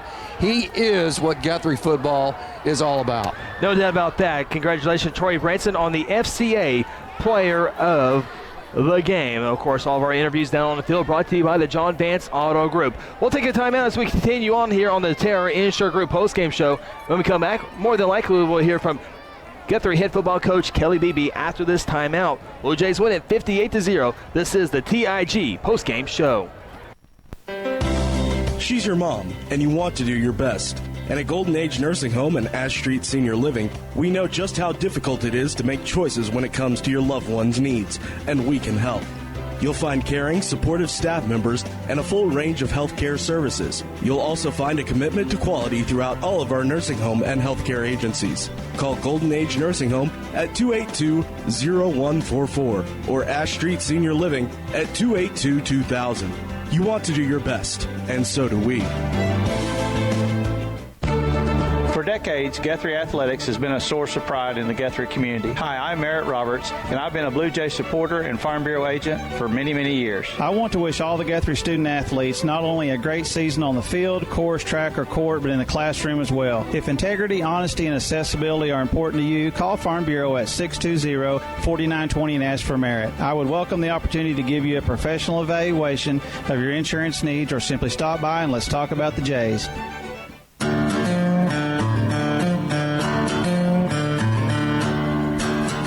Terra Insure Group postgame rolls on here on Homecoming 2017. The Guthrie Blue Jays take down Northwest Classen, final score 58-0. With Kevin Roach on the video, I'm Chris Evans along with Casey Porter. We continue on with our John Vance Motors interviews, and we can now go downstairs with the Blue Jay head coach, Kelly Beebe. Coach, we always talk about Homecoming 2017. It starts on Monday. It's anything but football throughout the week. I know it's a coach's nightmare, especially when you put on the game film and you see all the athletes that a Northwest Classen team brings to the field. So you got to be very pleased with the way that your kids responded. Well, we just talked about execution. Prior to the game, we talked about how we were honoring a couple of our great classes, 02 and 07, that were here, and just how big of an event, from a social aspect this is for our community, and wanted to go out and put a good product on the field. And we got a little sloppy late. We had some penalties, but that happens in these type of ball games. And I thought our coaches did a great job of managing the game and still being respectful of Northwest Classen. Those old kids, I just talked to them in their huddle with Coach Vandersype, and I told them, I said, I had more respect for those guys than most teams we play. They play for love of the game, and they played with respect and honor and played as hard as they could. They only had 24 kids available, so we're going to eat together after this ball game, and that's what it's all about. We can get caught up in the wins and losses and all those type of things, but truly great night for the Blue Jays. Well, it's obviously the 10-year reunion of the 07 team, and that's awesome. Got to see a lot of them. Got to see the 02 team. It wouldn't be right if we didn't have a shutout and a running clock, both for them, right? Well, we did have a shutout. I thought it was in jeopardy. We got some of our young guys in. It's always nice to be able to get some guys some time under the lights down here. And to their credit, they made 2 or 3 plays and bowed their necks and got them off the field, and then we were able to kill the clock. Chance Lawson there at the end.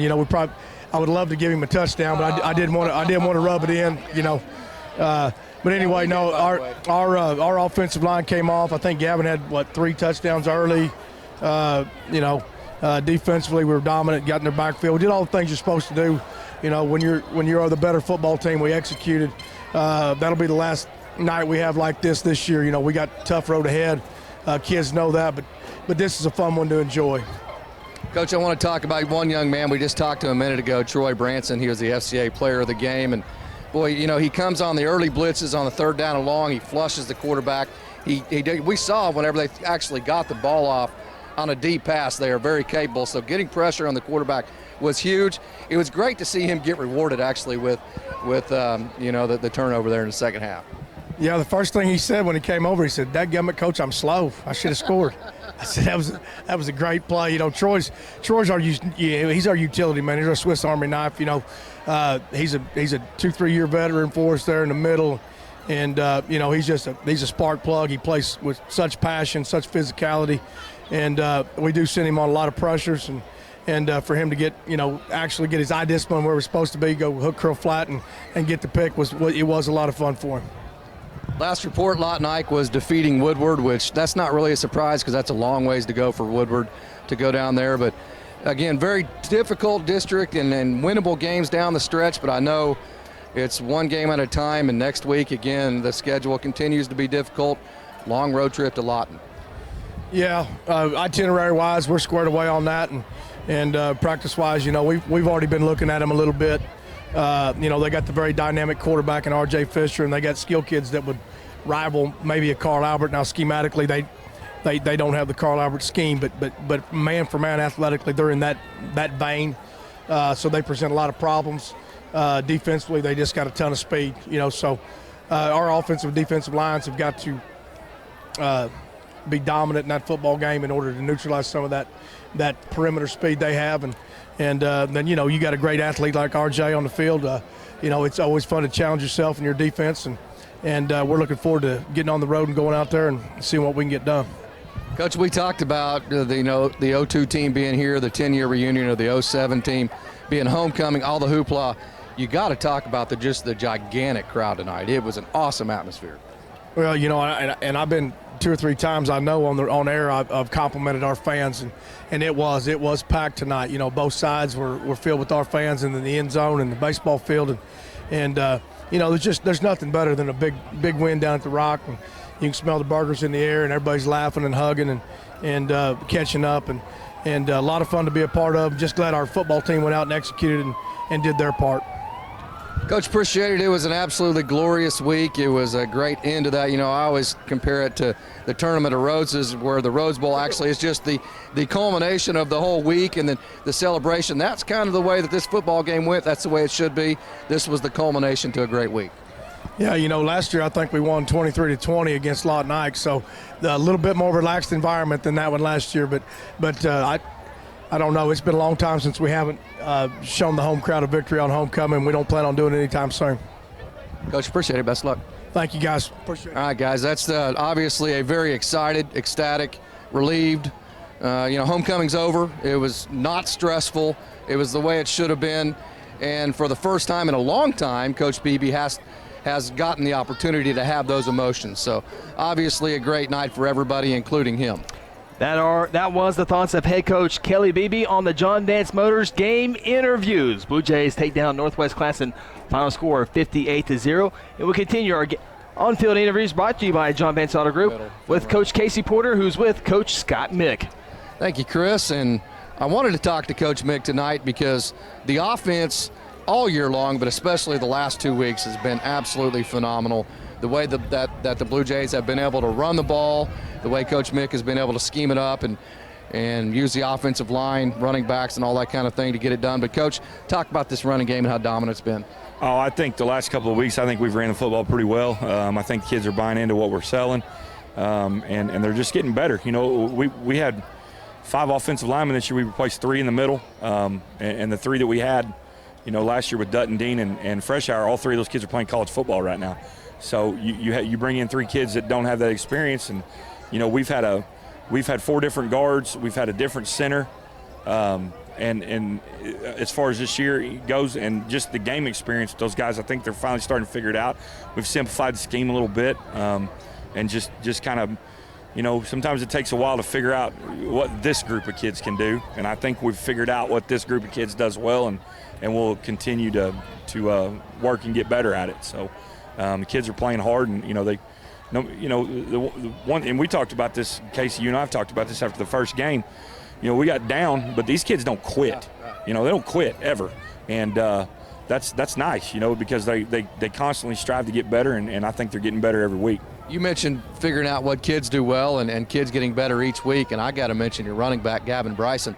I thought early in the season, maybe a little bit timid. He's not necessarily a running back by trade, more of a defensive player. Played some quarterback in junior high. But I think in the last 3 weeks, he's really learned how to pick the hole and burst. Gavin has great vision. And Gavin was an offensive lineman in the 7th grade. I mean, everybody forgets that. Like, he was a little short, pudgy, fat kid.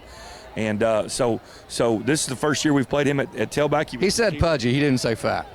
Well, I said a little pudgy fat kid. I mean, I said both. Okay. It's okay. I mean, I'm a fat kid. It's all right. It's all right. But you know, he's learning the position, and I think he's doing extremely well. He's got great vision, and he sees the hole well, and he'll get in it, and he's not afraid of contact, and he's got a little bit of shake to him, and then if he gets through there, he's got a little bit of burst to him. So he's real deceptive the way he runs. You don't think he's moving as fast as he is, but he's doing a good job for us. And like I said, those offensive linemen are working their tails off. And somebody that nobody's talking about is Parker Rainey. Yeah. That's just an old, hard-nosed, tough-nosed kid that we've used at tight end and fullback, and he don't care if he gets his hands on it. Just tell him where you want him to go, and he'll go 100 mile an hour. So that's another kid that's played really, really well for us here lately. Talk about kids that are playing well for you. What's it meant for you to get Isaac Lewis back? Oh, that's big. I mean, the guys that we had playing receiver, and it's not a knock on them.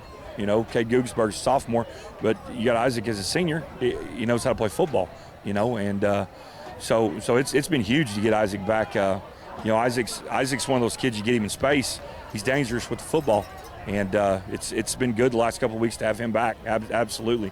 I mean, going into the season, we kind of looked at who we were, thought would be this guy and that guy and that. Well, we go to the walkthrough before the first scrimmage, and his ankles, we think he's done for the year. So to get him back, that's a huge boost for our offense. It's something else that you have to look at defensively.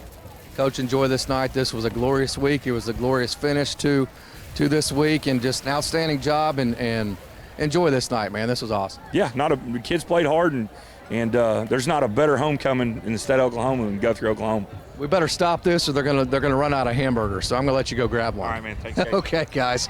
That's very happy offense coordinator Scott Mick, and great job he's done. He talked about all the different combinations that this offensive line has had to use to try to develop a rushing game. A new running back, Isaac Lewis, not in for the first 4 weeks of the season.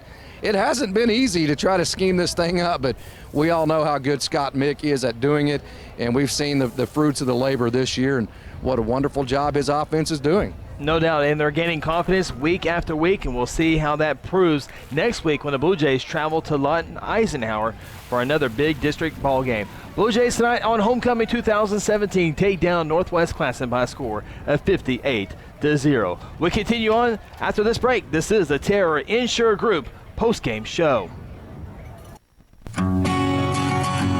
These Chicks tenders have always been my number one. Crispy, tasty, crazy delicious. They rule. Celebrate Golden Chicks' golden anniversary with Golden Tenders. Pick up the $6 3-tender deal today. 3 crispy hand-battered tenders, fries or mashed potatoes, a hot roll, gravy or sauce, and a 20-ounce drink. All for just $6. 50 years. You rock, Golden Chick. Golden Chick. Coming up next, it's the Terra Insure Group postgame show featuring stats, highlights, plays of the game, on-field interviews, and the player of the game.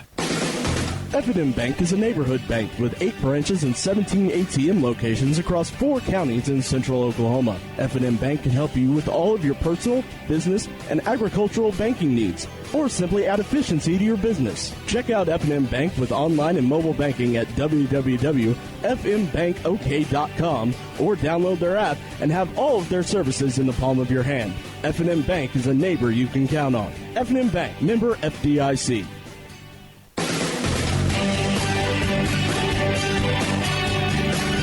Terra Insure Group postgame show rolls on here inside Gelsman Stadium. We invite you to go out and see our good friends at Terra Insure Group.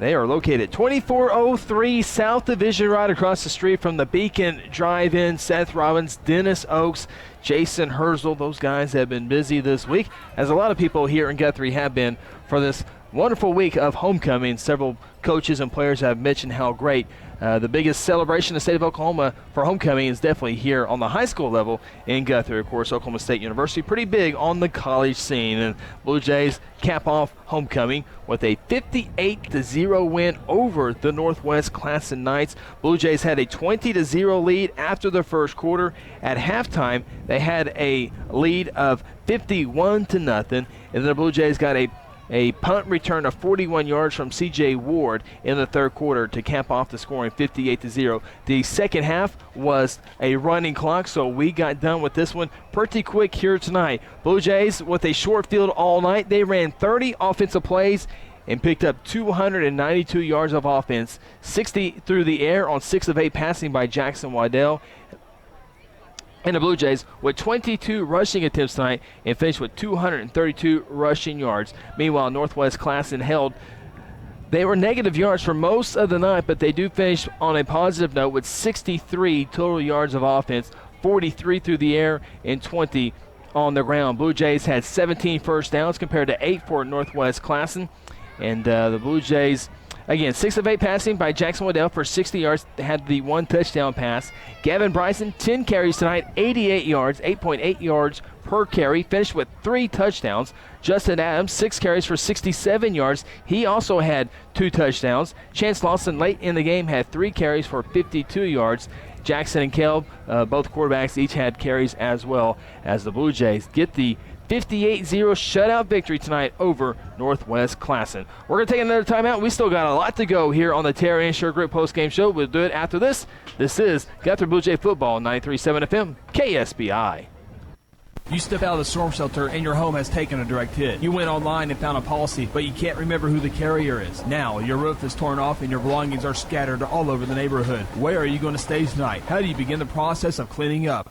Terra Insure Group is Guthrie's local one-stop shop for all your insurance needs. The agents at TIG all live within this community and will be there after the sale when you need them the most. Call Terra Insure Group at 293-4880 or stop by our offices at 2403 South Division across from the Beacon Drive-In. After this, we bring you more from the stadium as the Terra Insure Group postgame show continues. I'm Brian Sturkle with Interbank. You can bank on Guthrie's home team, the banking professionals at Interbank. Our decision makers and the people who serve you work closely together to provide responsible service and personal attention. We appreciate your business and look forward to seeing our friends in Guthrie and the surrounding communities at the Blue Jay football games. We're located at 224 East Oklahoma, or you can reach us by phone at 282-0470. Interbank, in it for you. Member FDIC. Sometimes you need immediate care and can't get in to see your doctor during regular hours. With Mercy Convenient Care in Guthrie, you can walk in without an appointment and get the medical attention you need at a lower cost and with shorter waiting time than your local emergency room. The Mercy Convenient Care is located at 2919 South Division. For any concerns, call 405-282-6301. Services are provided by Mercy Hospital, Logan County. Choose Guthrie. Choose Mercy.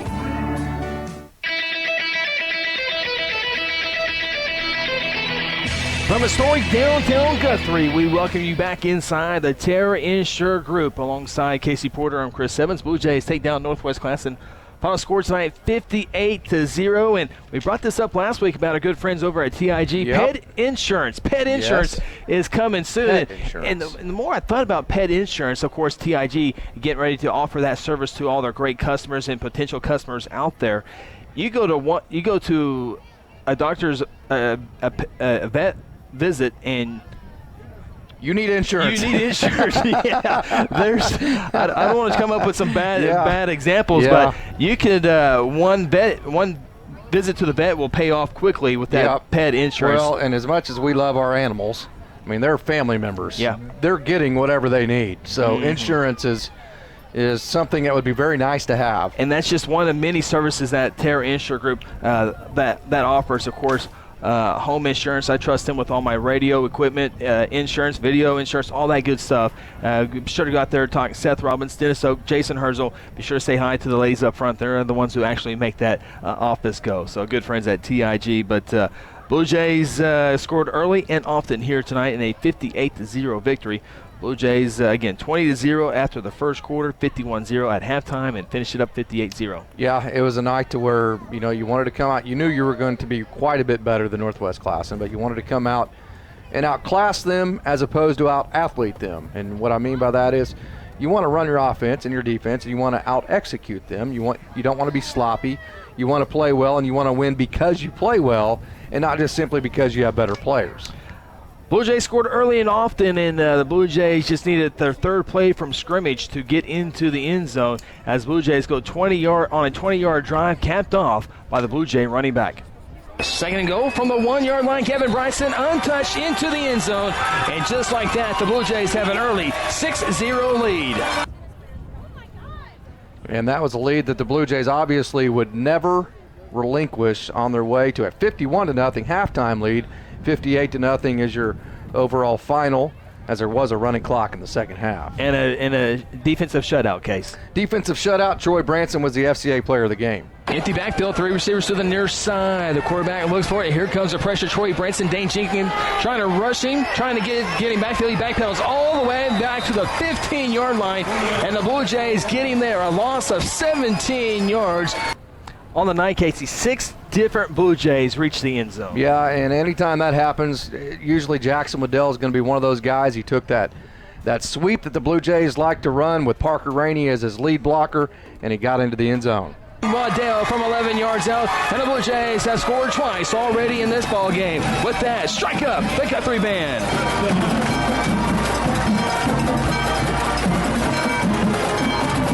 Jackson Waddell gave the Blue Jays a 13-0 lead just a few minutes into the contest. Yes, and you know that the schedule that the Blue Jays have played, the 5-game gauntlet, now 6 games with homecoming, depth is going to be very, very critical now as you start going on the road. You have a game on the road against Woodward next week in Lawton, and then obviously in Guyman. You're going to need depth. Yeah. Justin Adams showed that he provides quality depth at that running back spot. 4:32 to play in the first. Jays on top 13-0. First down and goal on the 8th. Ball's on the near hash mark. Blue Jays making their way toward the 30-foot sandstone wall.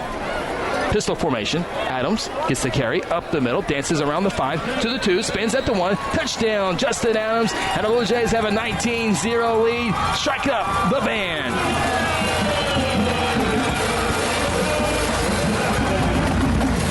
The band was busy all night. Justin Adams with an 8-yard touchdown run to give the Jays a 20-0 lead, and of course they weren't done. No, they weren't done, and they ran the ball. Of course, this whole offense, this whole program is predicated on running the football, stopping the run defensively, then play action passing and or getting a good matchup on the outside because you've been able to run the ball so well. Isaac Lewis was able to do that and haul in a touchdown catch. Blue Jays now working toward the baseball side of things. Jackson into the end zone looking for a receiver, and it's caught. Touchdown Blue Jays as the defender slipped and fell. It was an easy catch for the Blue Jays. Isaac Lewis strike up the band. 7-yard reception for Isaac gave the Blue Jays a 27-0 lead after the PAT by David Vargas. And Blue Jays were perfect on everything. Had the one bad snap on the PAT on the first score of the night, but pretty well done, job done offensively, defensively, in the special teams. No doubt about it. And we talked about the individual earlier with Coach Mick, the running back, Gavin Bryson, and how good a vision he has and how good of a burst he has once he finds the hole, and he's done a great job of that all year long. Resume in action, first down 10 from the 38, inside handoff to Gavin Bryson, quickly across the 35 to the 30, cuts it to the 25, across the 20, 15 to the 10, 5, touchdown, Gavin Bryson from 38 yards out, his second touchdown of the night. Strike up the Guthrie High School marching band.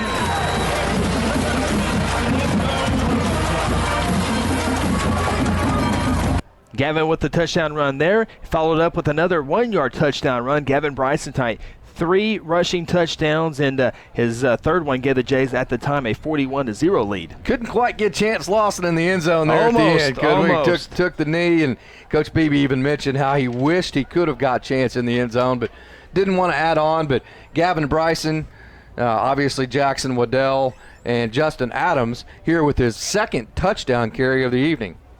Justin Adams, right side, big hole, 35, 30, cuts it to the 25, to the 20, reaching for the end zone, 15, 10, 5, touchdown, Justin Adams from 39 yards out, and the Blue Jays have now scored 8 times here in the first half. Strike up the band.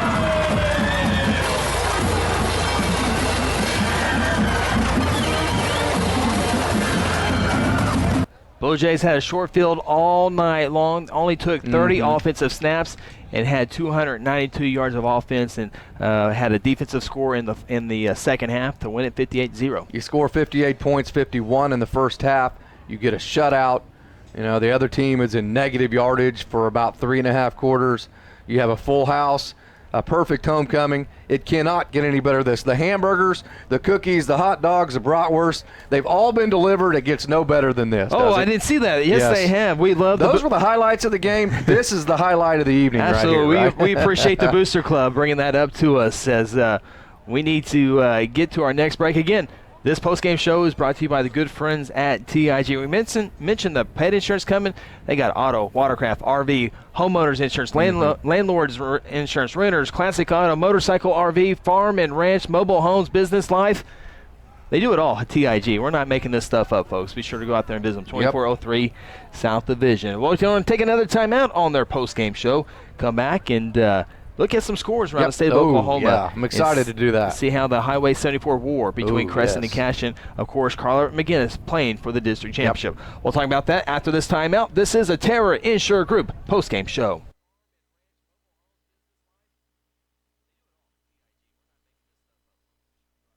Through sports, the Fellowship of Christian Athletes impacts the young people of our nation. Our ministry offers them faith, integrity, and values in the face of an often confusing world. What we all have in common is our love for Jesus Christ and our desire to share our faith with others. Because as long as there are sports, there will be a Fellowship of Christian Athletes.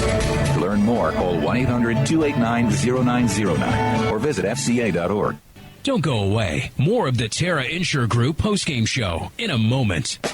Hey, Blue Jay fans, Eskridge Chevrolet is a proud supporter of Guthrie High School sports. This season, Eskridge Chevrolet at I-35 in Guthrie is cheering you the whole way and will help you score a game-winning deal in getting the new or used vehicle that you need. Don't worry about your credit history. Eskridge Chevy can get you approved. Come see us at Eskridge Chevrolet, just a short drive to I-35 and the Guthrie exit on Division Street. Call 1-800-NEW-CHEVY or visit EskridgeChevy.com.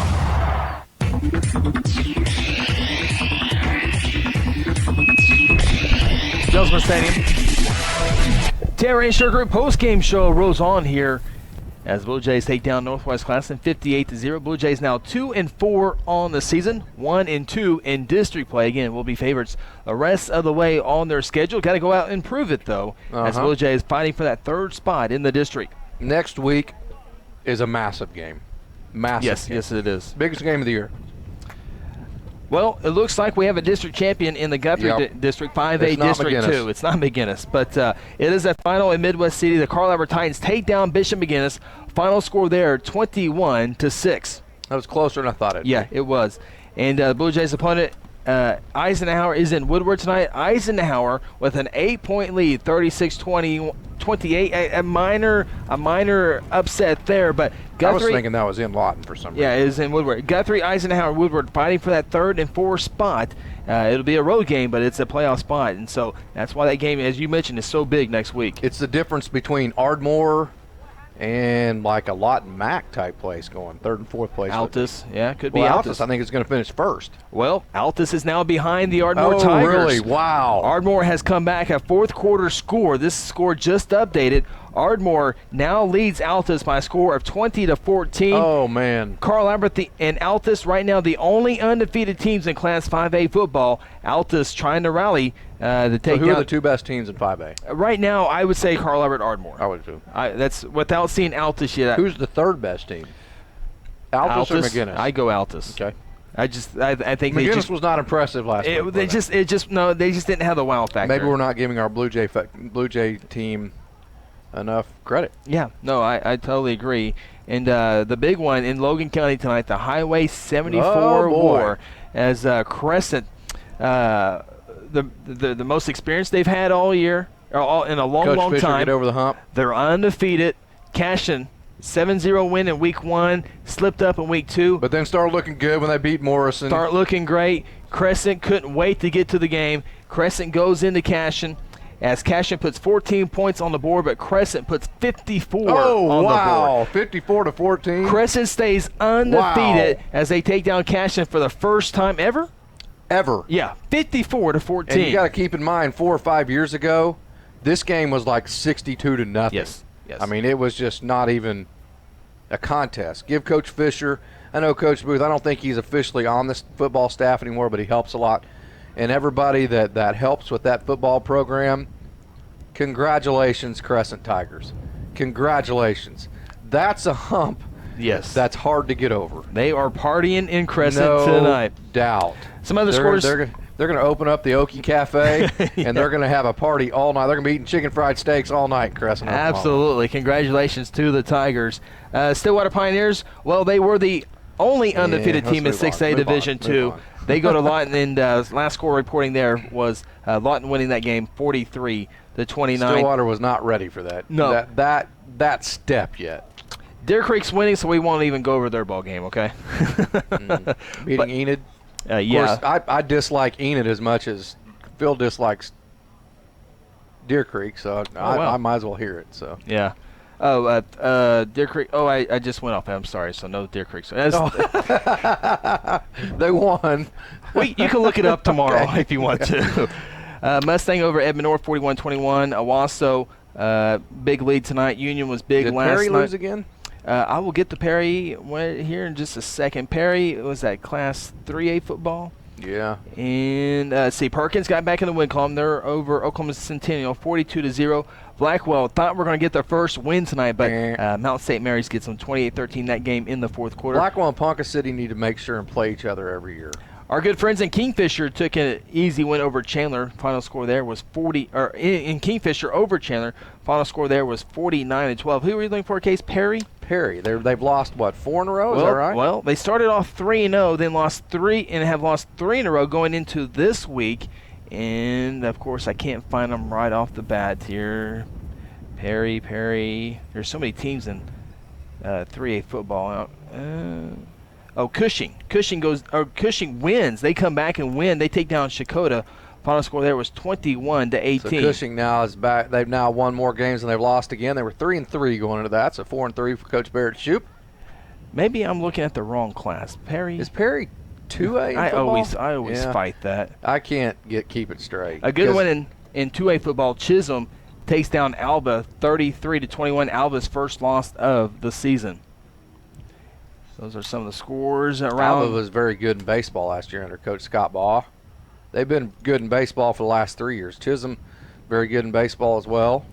Perry's Class 2A, so let me find them real quick. Newkirk over Paul Hesketh. Final score there was 40-0. Newkirk is quietly having a pretty good year. Boy, let's see here.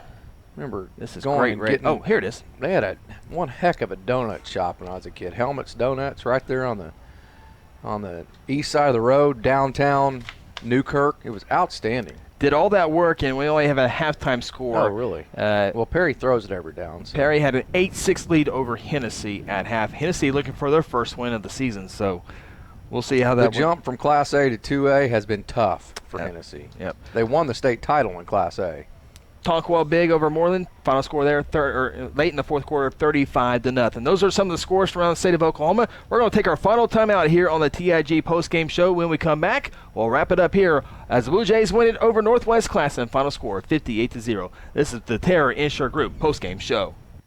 When it comes to Guthrie Blue Jay Athletics, Hayes Funeral Home is a proud supporter from the first game all the way to the championship game. Along with many years of experience in funeral service, the Hayes family brings compassion and professional service during difficult times. Owners Chuck and Lynette Hayes take pride in providing families and their loved ones quality care. Chuck and Lynette have not only supported families in the Guthrie area for countless years, but have supported Guthrie student athletes succeeding on the playing field and in the classroom. Hayes Funeral Home is located on the corner of Noble and Wentz, or simply give them a call at 405-282-3100. Final thoughts from the stadium are ahead on the Terra Insure Group postgame show. At Terra Insure Group, you'll be helped by lifelong Blue Jay fans, Jason Herzl, Dennis Oakes, and Seth Robbins. They aren't limited to any single provider. They'll work with you to find the carrier and the plan that fits you best. Terra Insure Group is an independent insurance agency specializing in home, auto, and commercial lines of insurance. Call Terra Insure Group at 293-4880 or stop by at 2403 South Division or visit them online at tigok.com. Terra Insure Group, insuring your world.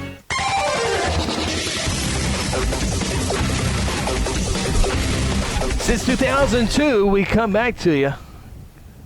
We've been on the radio that long? 2002, yeah? Yes. Casey Porter, Chris Evans with you. Final segment here on the Terra Insure Group postgame show. Blue Jays over Northwest Classen, 58-0. Blue Jays now second win of the season, first district win. Blue Jays are now, 2-4? 4? Yeah. Northwest Is Jordan Class- still back in the studio? Is she asleep yet? Or have we put her to sleep yet? No, man. She's rocking and rolling. She's like, wow, the game's over at 9. Oh, why were they still on the air at 9:45? I can already, and I don't blame her. I can already. I'd be the same way, Jordan. But we're about to exit stage left here in a little bit. Just 5 more breaks is all we got. No, we're caught up on breaks. We're done. Okay. I know everybody in radio land. Hey, will you shut up? We got some great music on the other side of this broadcast that we want to listen to. Especially my wife. Yeah, absolutely. But our job is to make sure that everybody is home before we get off the air, right? Just like Dave and Tom, Dave and you don't want to be about 1.5 miles away from your home when we sign off. Yeah. You want to take it all the way home. Now there's that one person in their driveway waiting to turn it off. That's me. Yeah. Yeah, I do the same thing. Absolutely. But anyway, great night overall. Homecoming week was successful overall. The parade was great. Just the game. The reception was great. The Hall of Fame reception was great. As far as I know, there were no problems at the high school today, Nope. So it was a successful deal. And everybody got out of school early today, district-wide at 1:10. The high school got out later than normal. That's all right. Okay. But overall, just a great day here in Guthrie as the rain is approaching Oklahoma. Yeah, it's out in the Panhandle. It's probably hitting Buffalo, a little bit northwest of Woodward right now. Out there at the jail. What's the town with the jail in it? Northwest of Woodward on the way to Guyman. Oh yeah, I don't know. Good question. Why are you asking me that question? Don't ask the question if you don't know the answer. Fort Supply. Fort Supply. Matter of fact, I said that without looking. It is hammering Fort Supply. Fort Supply. They got some purple on top of them. You live in Shattuck. Watch out. Well, I don't want to talk about Northwest Oklahoma until I have to. Okay. I'm just glad that Brian's Corner took back 7 years ago took debit cards 24 hours a day. Blue Jays will be visiting Woodward in Week 9, Guyman in Week 10. But we got football next week. Blue Jays travel to Lawton Eisenhower. Big ball game, 7 o'clock kickoff. 6:30 is our pregame show in Lawton. We hope to invite you down there, and a lot of people to thank. Of course, Jordan back in our Stillwater studio, getting us going, keeping us going here tonight, and Kevin Roach, our video coordinator tonight. Fantastic. Before we sign off, obviously the video I think was pretty spotless. What do we have? Right around 40-something drop frames, which means it was pretty spotless all night. Don't expect that next week. We're going to Lawton, and it's going to be all dependent on an internet that barely can carry an audio feed sometimes. So you're going to get a video feed, and it's going to work sometimes, and it's not going to work sometimes. I'm just telling you right now, there's nothing we can do about it. We're going to do our best, but hang in there. The replay will be there, if not on Saturday. Of course, absolutely, 93.7 on the FM dial. We go from the Kansas line to Sapulpa to the Moore Norman area, all the way over Woodward. to Kingfisher, El Reno, not quite almost close to Woodward. Well, if you get the right night. You get the right night, You absolutely. go to Sonic and you get underneath the awning just right and it starts bouncing around, you can pick up 93.7. Absolutely. And then all the way about to Sand Springs comfortably, and on the right night again, you can get around Bixby area and Broken Arrow area if you're on top of the hill and uncomfortably get it that far. So absolutely. We're going to do that all next 16,000 watts. Again, big thank you to Jordan. Big thank you to Craig Fleck. We have to go. This was an awesome week. I hate to see homecoming weekend. Yeah. Well, I'm sure there are a lot of after parties tonight. I wouldn't know about any of them. Okay. We better stop there. Okay. Is that a wrap? That is a wrap. Final score for the final time here tonight on Homecoming 2017 inside the lovely Gelsma Stadium on a perfectly green field. The Blue Jays get their second win of the season, their first district win of the year as they take down the Northwest Classen Knights. Final score 58-0. Our next broadcast 1 week from tonight from Lawton, Oklahoma. The Blue Jays take on Lawton Eisenhower in a District 5A2 showdown. A big game as one of those teams will have the one of the advantages for that third spot. There's 4 total, but Guthrie wants that number 3 spot, and it will all come down to that game and obviously the one against Woodward in a couple of weeks. Big thank you to Craig Fleck, our statistician, and of course Kevin Roach on our video feed here tonight. For my partner, Casey Porter, I'm Chris Evans. We'll talk to you next time. Have a great weekend, and as always, go Blue Jays. You've been listening to Guthrie Blue Jay football on the Guthrie Radio Network, home of the 4-time state champions. Guthrie Blue Jay football 2017 is brought to you by Terra Insure Group, insuring your world. Interbank, what's going on now at your hometown bank? Golden Chick, the original and still the best. John Vance Auto Group, where it's comfortable to buy a car. Mercy, your life is our life's work. Golden Age Nursing Home, making the toughest decisions of your life the easiest choice you've ever made. Eskridge Chevrolet, a name you can trust for over 50 years. Guthrie Blue Jay football is also brought to you by F&M Bank, Merritt Roberts, Oklahoma Farm Bureau Insurance, the Fellowship of Christian Athletes, Sonic on Highway 33 and I-35, Guthrie Tag Agency, and Hayes Funeral Home.